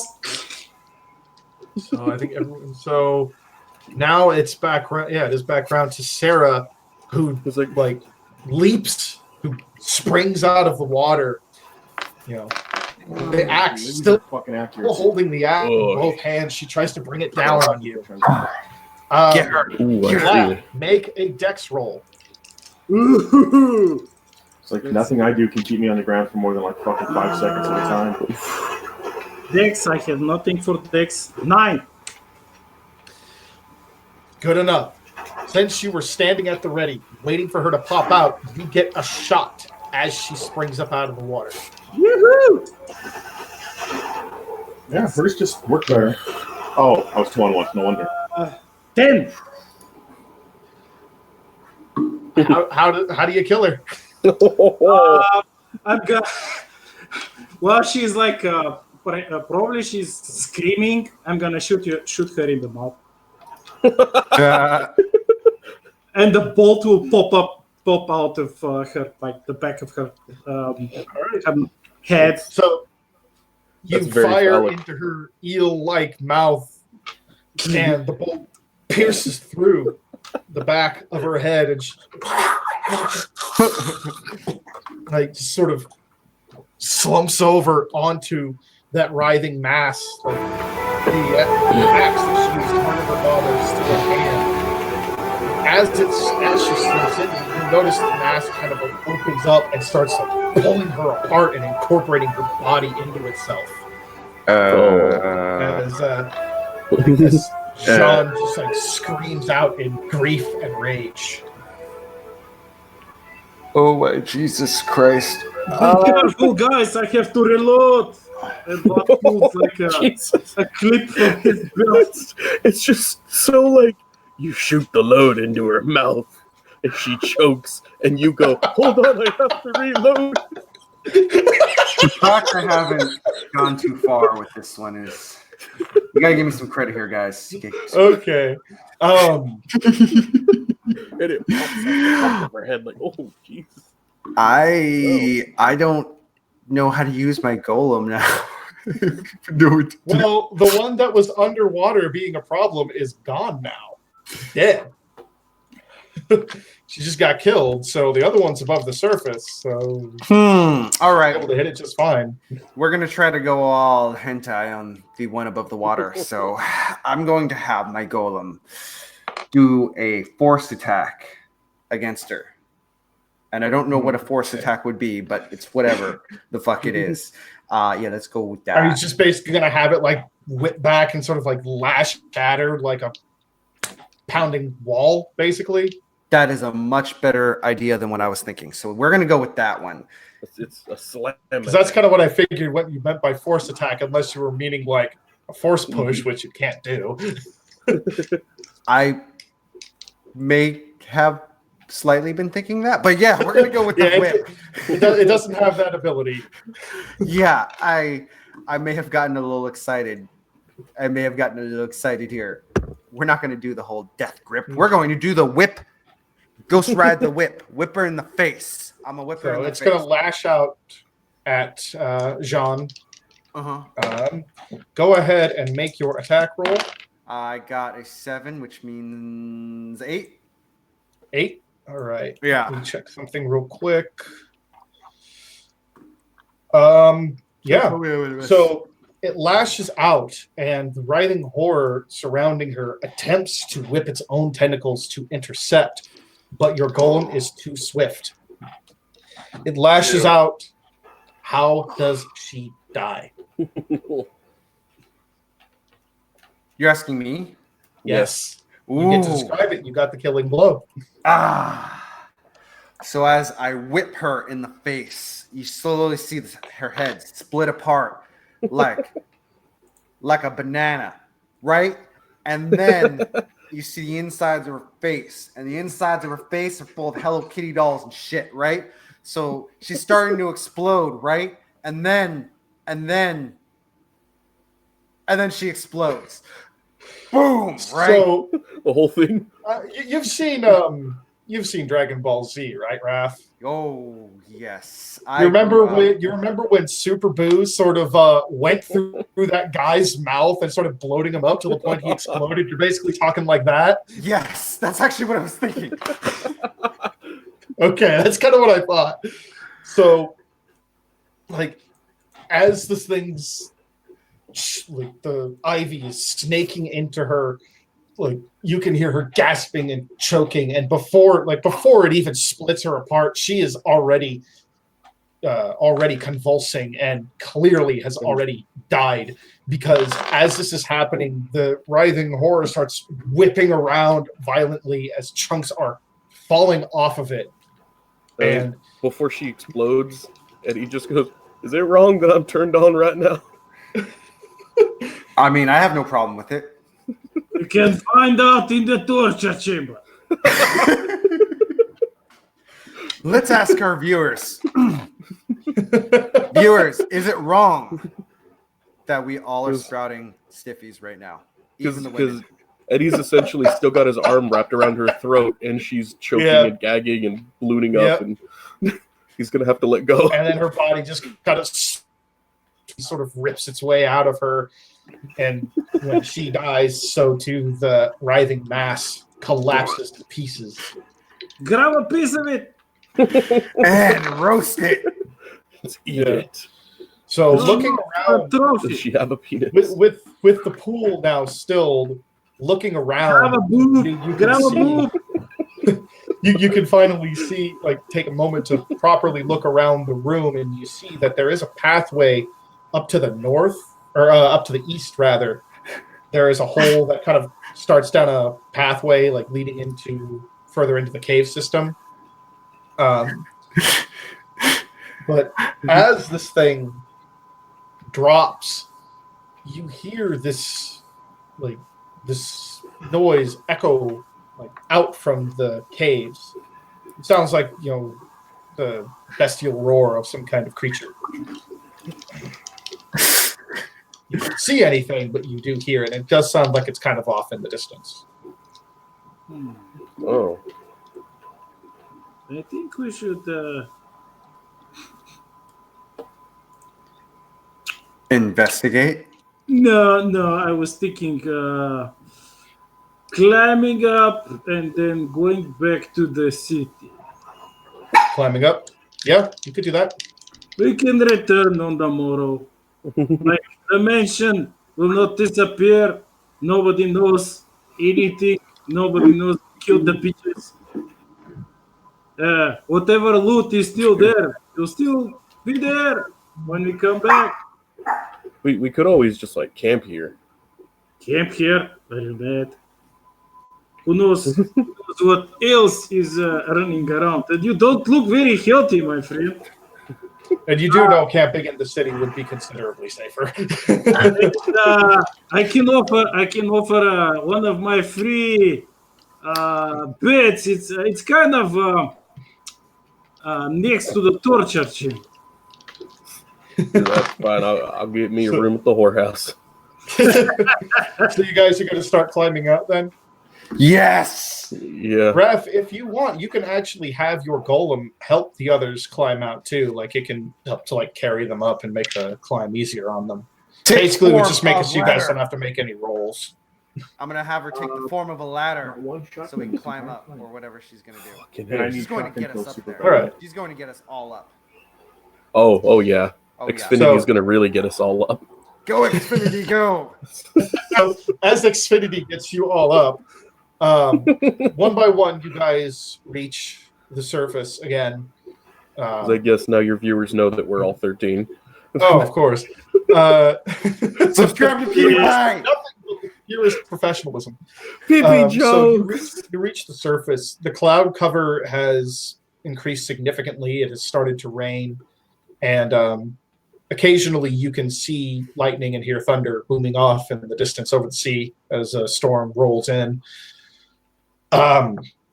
Once you get to the surface, you can see Camilla is already waiting for you out at the entrance of the lighthouse, and she is a very pleased smile on her face. What could we give her the axe and be like, here's a memento. If you want, you can. But she tells you as she's coming out, I have to say, I am impressed and a little surprised with how you three were acting. I honestly didn't expect this to go nearly as well as it did. And then we can go like, Hannibal got a penis. What? And she looks over and sees it hanging around. Oh, God. We got I trophies. kind of smile with my missing front tooth, reach up, wiggle one out, then flick it I again. regret meeting you. I am filled with a mixture of joy to have my home back and utter regret for having to have met you. 28 teeth left. I've been keeping track. Blood smiles. 28 teeth left. And As you yell, 28 teeth left. Always get Yeah! Snyder back to the In neck. time with me. Every time you hear it this loud. And look, coming from behind you and looking behind you, you see this thing skittering its way up the cliff very quickly. It is massive, at least 3 times the size of any of you. Aha. And it looks like another. Brazu. No, it's well, it does have like crab-like features, but it basically Yes, I was right. it looks like no, you weren't. It looks like another horrible amalgam type creature. Worse, like more hideous even than Sarah with her eel face and everything. You face Sarah. From the waist up, it looks vaguely God damn, these like things a do melt woman, people like but fucking across the chest, the Losers back, when Yeah. they work. shoulders, Mhm. and over her face are spiny chitinous plates like that of the back of a lobster. And from the waist down is this four-legged A horse. crustacean. It's like this four-legged crustacean with a massive shark's mouth. Just hauling its way up the cliff, and following this thing is a pair of deep dwellers, basically Sahagin or fishmen. following So up behind her. So we board the carriage and fuck off. You guys can attempt to run if you want. Camilla is like looking wide-eyed and basically saying, "We better get the fuck out of here." Aha! Oh god damn. I scream, "Oh my god, it's Tess Holiday!" Boys. And I come in and I go, Fucking do banana. Banana. to grab Camila. Run, and we banana, run. Hey, wait, is You everyone run. running? Okay. Is everyone running? Of course. Yeah. It's like, It's like I'm Slab. What the fuck else? I'm fucking smart, man. it's like Since we can't call the orbital strike, what is wrong? Yeah, freaking Dave, you took away my bolt pistol power armor and level 100 powers. now's the time for the orbital You're a strike. shitty Which GM. would be incredibly impressive powers to have, considering the max level for this game is 7. So, Now, but it works better because now she gets to watch her home get blown up. Now the orbital strike. you guys start to run. And you start running down the hall, and this thing scales the top of the cliff, starts charging down the hall as like the fishmen are like rushing in front of her. The fishmen are shockingly fast. And by the time you reach the entrance and step out into the garden, the fishmen have caught up to you and are attempting to stop you from progressing any further. Would it be? How close are the fishmen together?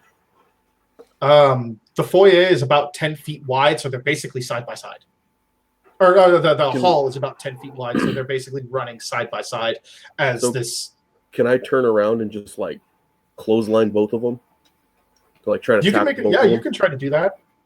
Yeah, we'll try that. Can I help him? I'm still holding my. I'm now holding my sword. By the way, cat litter was done this morning, so it's already finished. Oh, okay, thanks. So like, yeah, like basically just like shout out to everyone. Just I got this, and just turn around and tackle them because All right. I'll probably die because I'm already almost dead. I feel pretty weak, but I'm just gonna fucking go out with a bang.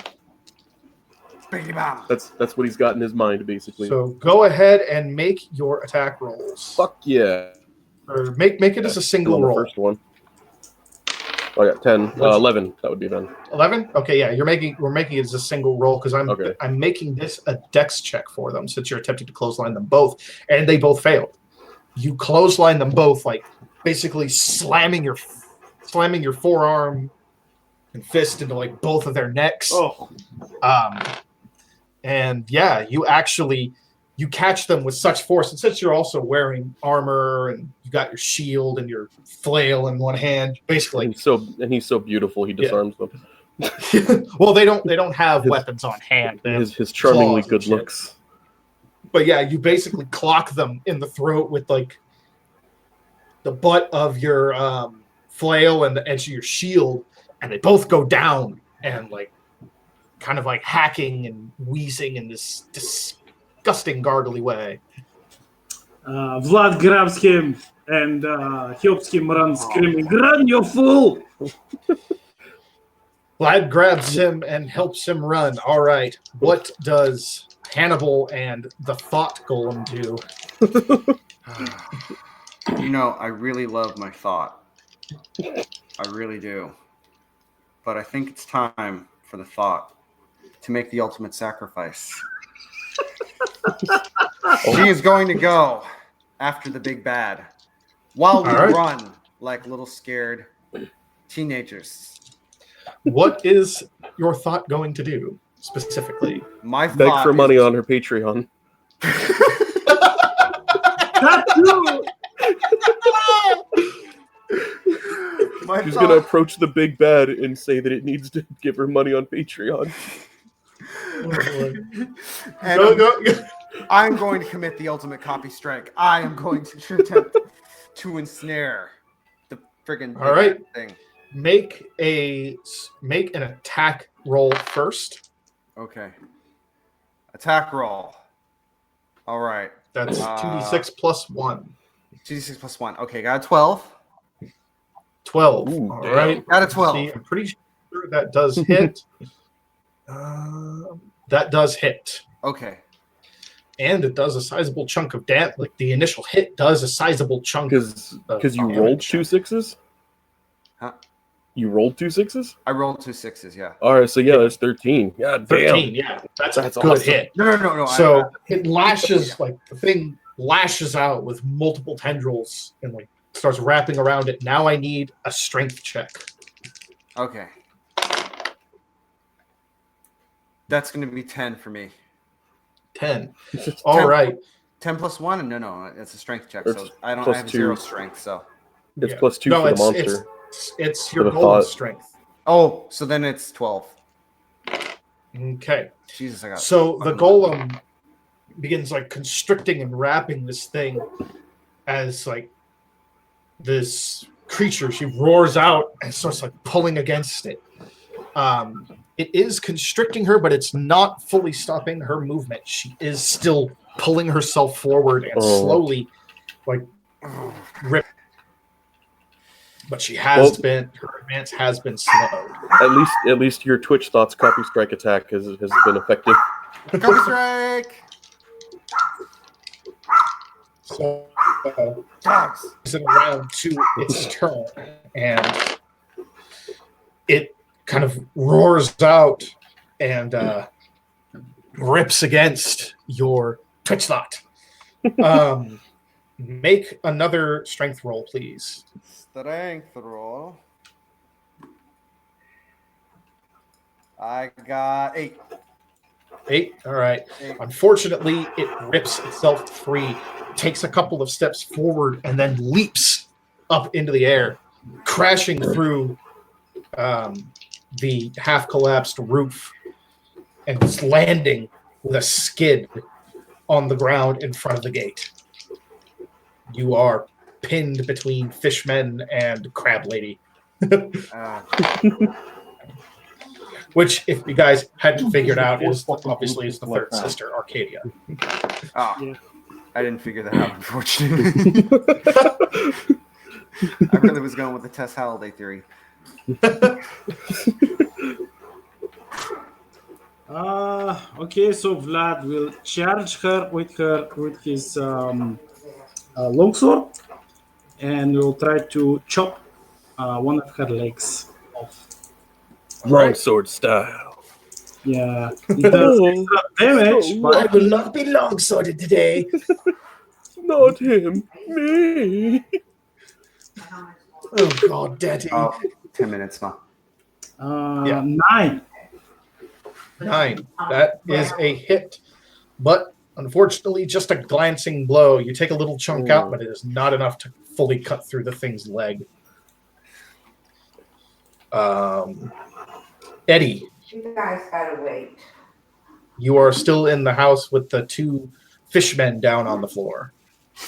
Yeah, and because he kind of Vlad helped pull me up and we started to run, When is it? and then Oh, she yeah, you appears. guys would be So outside now. I'm just, he kind of helped. So I'm just gonna charge back in at the fishmen, keep them busy. All right.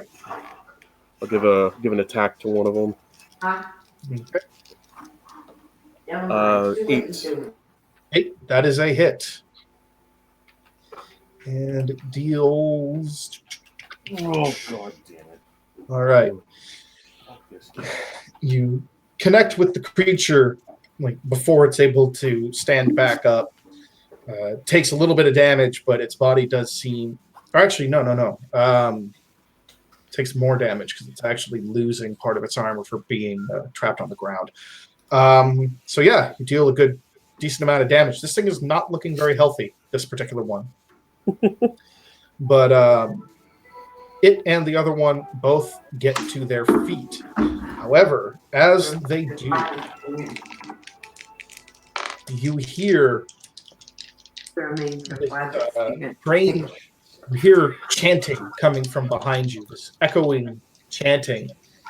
And glancing back, you see Camilla there. Her eyes have gone pitch black, and dark clouds of magic seem to be forming around her hands as she looses these tendrils of smoke that wrap around the fishmen and just start like they lift up in the air and start becoming desiccated as just the water is sucked out of them.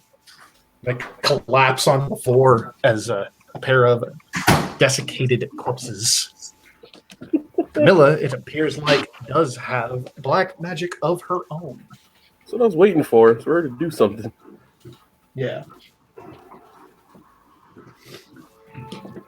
So, As I'll just proceed to do the For Honor Crusader dance. very well. And let's see. Howard Moore went. You went. Raph, it's back around to you. Okay. And don't forget, you can take an action too along with your golem. I keep forgetting about that. Okay. Let's see. So my golem's kind of... So is my golem damaged at all? Because there's a little tentacle ripping thing. It did not take damage, no. Okay, so no. It can just reform, by grabbing up the... It just wasn't able to keep its hold. Gotcha. Okay. So... Yeah, I'm amazed actually how little, like the fact that your golem has basically taken no damage. I think I'm the only one that's really it's been just hit. like...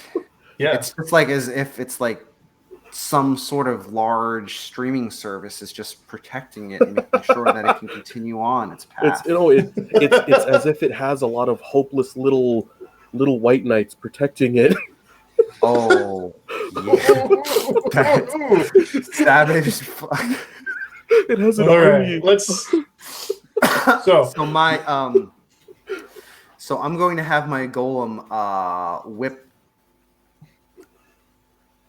What is the name of the character again? I want to get the correct name for the crab creature. Arcadia. I'm going to have my golem. Unfortunately, she is out of range to actually be hit by the golem. Oh, okay. So I'm going to use my sling. I'm going to aim for Arcadia's head. All right. And go for a headshot. I'm going to roll. Do I get do I get a +1 to my attack, or am I just normal? You don't have a +1 to your attack. Okay, no. So I rolled a 7. Okay.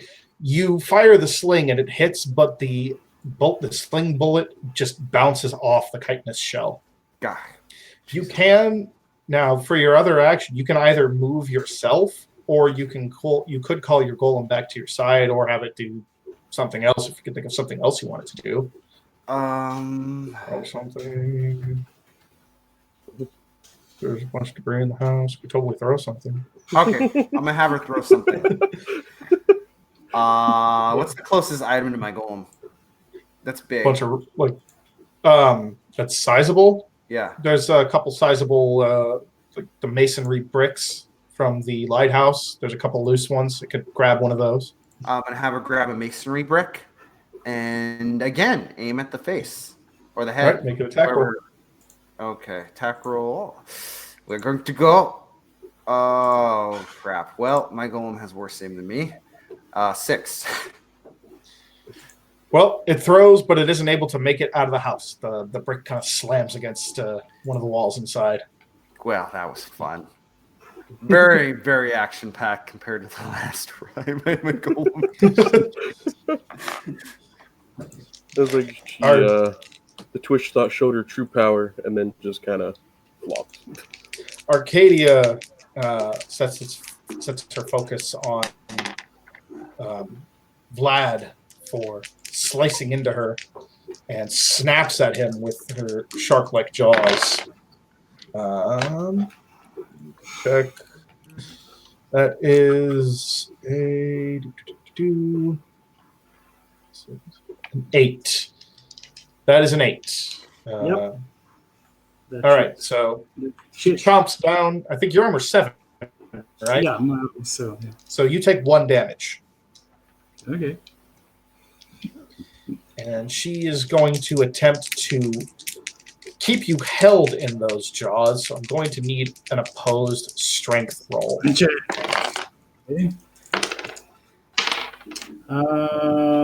I think I got +2 strength. Yeah, I got +2. So it's 9. 9. Unfortunately, you are not able to pry your way out. She has a firm grasp of you. Let me go ahead. I'm going to make a roll to see where exactly she grabbed hold of you. Please not the penis. She has your left leg, so you can still swing close your to the weapon. penis. And it goes back around to you, Vlad. Okay, I'll try to chop off her arm, the one that she has me held with. She's holding you with the jaw, The with mouth. the shark yeah. mouth. So yeah, I'll try to stab Bless you. at the mouth. Okay. Make the attack roll. That's 9. All right. Again, like you take the swing, and you do definitely get a hit in. It's not especially significant, but you are able to stab a little bit into the softer tissues in the mouth. God damn it! That +1 damage. I think it was so sweet. That +1 damage has been enabling you to actually hit her. Nice. Thank God So- for +1s. Yeah. Yeah. No, except their weddings. No one likes to go to those. All right. Unless there's I wish lots of I was bridesmaids or drunk bridesmaids.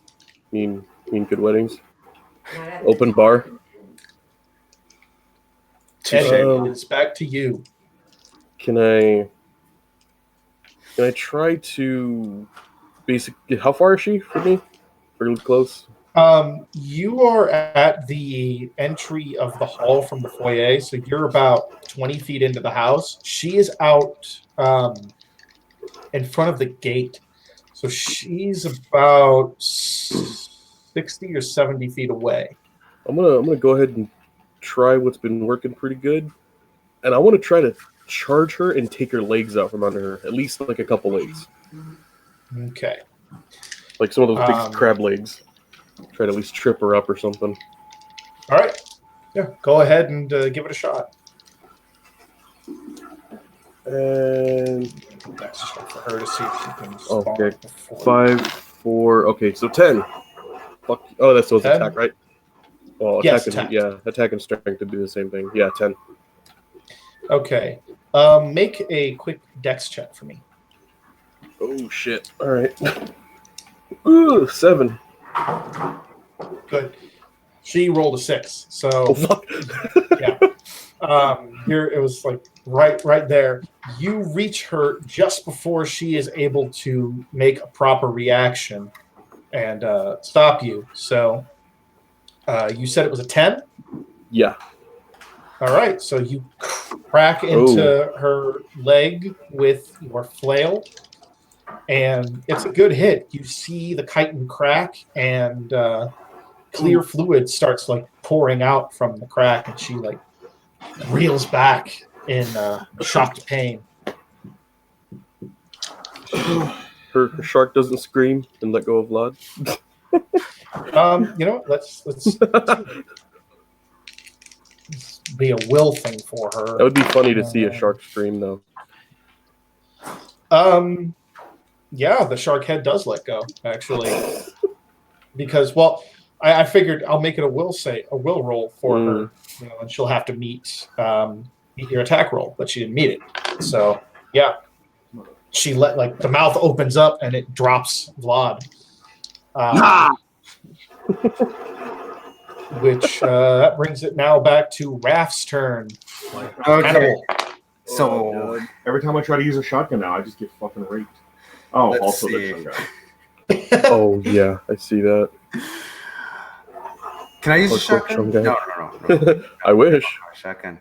I am going to. Let's see. So she's bleeding, right? If With this the was Fortnite, we clear- could all just Yes. jump in circles around here, bunny hopping over and over again. That would be the most excellent, epic thing. Although I'm really getting into Apex. But anyway, I'm going to take my sling and aim for the crack in her body. Why? All right. So you're going to aim for the crack in her leg. Yep. So go ahead and take the shot.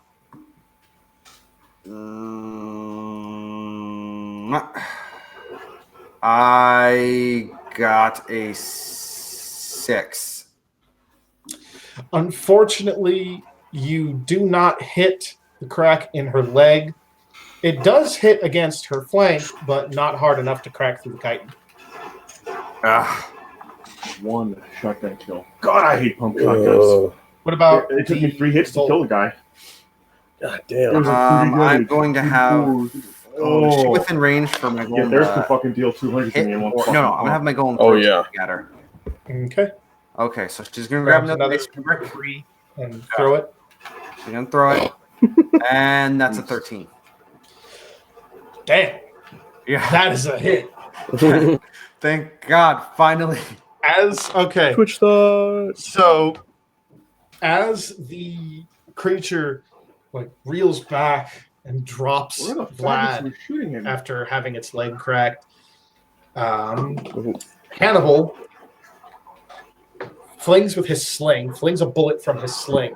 Fortunately, it missed. But right behind him, flying right over his head, comes a masonry brick. As Arcadia turns towards a wounded Eddie, speaking in some horrible, abyssal, gargling, ancient language you can't understand. They were focusing all their fucking efforts on me, even though there's multiple. This brick that she did not notice coming collides with the side of her head, and her body kind of lumbers around back and forth, now headless. Oh shit! Big face, bitch! You did exactly enough damage to kill her with that.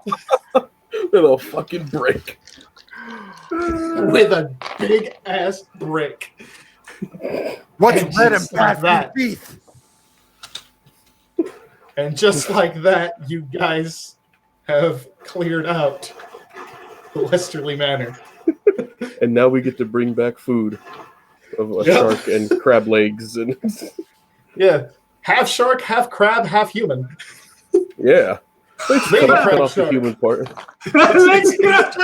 It's not my better pick, it's Lady I'm not a dentist or a mathematician, Fuck me. but I feel like there's an extra half there or so. You know what? All right. I love surf and turf. So, Oh yeah. just to kind of wrap thing, as Arcadia falls, everyone kind of breathes a heavy sigh of relief. Most of all, Camilla, who thanks you for assistance. Bitch, I'm half dead. I'm Yeah. the one who's sighing you. She has you paid on the spot. She has the money with her. She gives you each a hefty sack of gold and tells you that there are doubtless other rewards to be found in the caves below the manor. And if you wish to come back the next morning, you are welcome to them.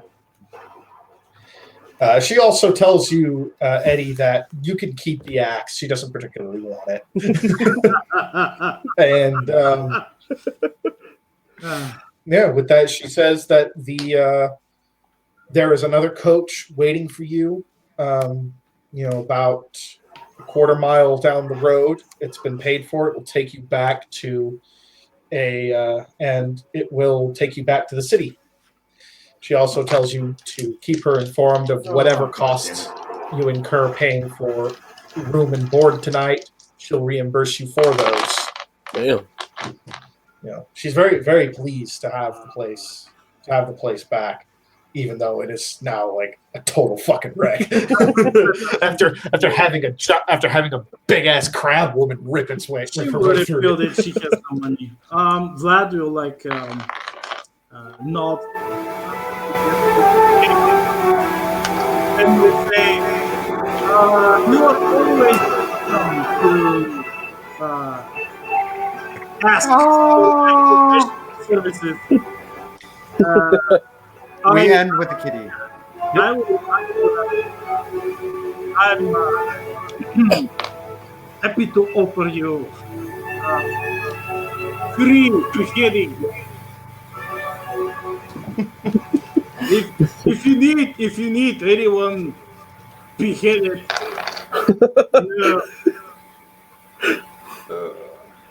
I'll keep it in mind. Lovely gesture. It's the kitty. Yep. You see Kitty Tail dancing around there. Yep. This hurt hilarious. No, it's just never mind. Oh, I think this is one of the best ways to end the stream. Yeah. With some PC. Yeah, I think with that we'll go ahead and finish it out real quick here. I trust you guys enjoyed it. Oh yeah. my god, this was fun. That I was actually freaking funny. enjoyed Maze Rats a lot. Yeah, Maze Rats is More than I thought. really great. It's really great for. I've played a few system mechanic light games like this that were kind of meh, but this one handles it really well. I think. I really like this one. I think I'd like I like to how you experiment can- with it a little bit in the future as a GM because it's simple enough that even I can understand it. Yeah. Oh yeah, Yeah, definitely. And most players, I'd join on a game like like that. newbie players, it's great for newbie players. yeah, I did. Yeah. And especially like if you want to just do like a quick startup, bam, there you go. I think this might be something I might experiment with because I'll be honest, I get like a little butthole puckering every time I think about it, like doing what you and Aragmar do. So yeah, I might actually try to use it for Nick and Soren. Just it's so That easy would to be just pick up and get into something. Yeah, that would be a good thing to get them going with. Yeah, and by the way, Luke, speaking of D&D, I don't know what your schedule is like, but I'll keep you appraised. I am still working on that campaign I was telling you about a while back. Okay.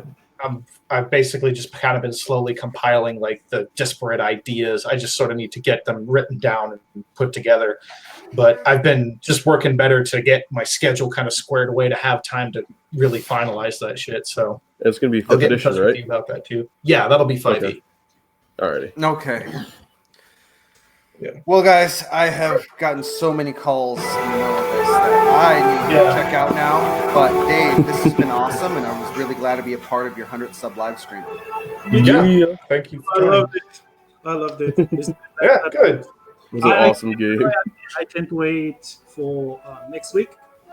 Yeah, that'll be good to get the Star Shredder game going again. Oh, Yeah. By the way, Eric Marr designed a full sci-fi 3.5 mod based around the novels he's writing, Luke. Nice. That he's worked on it for like 10 years. It's really good.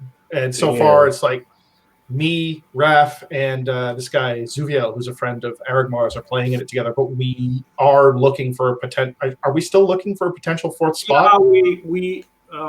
Yeah, we're still looking for potential fourth spot. I have not yet heard from this From the other girl you asked. Yeah.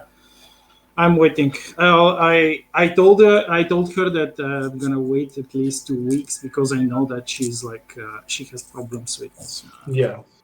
So but we usually play we try to play alternating Saturdays at around 11 or 12. So if it's something you might be interested in, there may still be a spot open. I'll give you guys a quick head up that I am moving this month, kind of in a scramble. Small chance I may have to dip out, but if you guys want to continue the game on without me, if you have to, it's just because I'm literally moving from the house I've been in for 20 years of my life to somewhere else. I don't think that's going to be too much of a problem. I'll let you guys know weeks beforehand. Well, a week beforehand because we're talking about next month. Another thing, though, just to give you guys a heads up, I'm going to be going by officially Rafael Azul from now on. Okay. So, you can call me that. You can still call me Adeptus. I'm using my first name because, I'm using a pseudonym, obviously. But I'm using my first name because most of you guys know it already. So it's I am too lazy to really do. But you can still call me Adeptus, too. That still works for me. Sounds so good. Either or, Adeptus or Raphael. Works fine. It's easy for me to remember because I have you on my arm here. Oh. It's Raphael Casey Jones. Casey Jones? Yeah. The Ninja Turtle Casey Jones? Yeah. Yep. There's Raphael. Oh my god, I was born in Queens. And then there's Casey. Yep. LaGuardia Hospital. Yeah, the woman right there gave birth to me. She was there for it. I hope. What the? Well, Okay. I think with that we're going to go ahead and wrap this up. Thank you guys for coming to play Maze Rats with me. Thank all of you watchers for joining me today. As usual, my name is GM Dave. This has been my 100 subscriber live play special of Maze Rats. I hope you all enjoyed it. I hope you're all interested in the game. You can find it, I believe, you can find it both on the DM's Guild and what was the site? Well, I think it's on most of the RPG sales sites, DM's Guild and whatever the other main one is. I'm having a brain fart right now. It's only $3. It's well worth the money. It's a very fun game. It just helps you flex your creative muscles. Same as my books. Yeah. So consequently, same as the PDFs of Eric Marr's Star Shatter books, which you can find on Amazon. Hint, hint, plug, plug. And speaking of plugs, the latest episode of Phoenix Rising, my webcomic, episode 8, went live just the other day. So you can read that over on Webtoons. All right, and with that now said and done, friends and gamers of all stripes, as usual, it is my sincere hope that you roll high, role play well, and game on.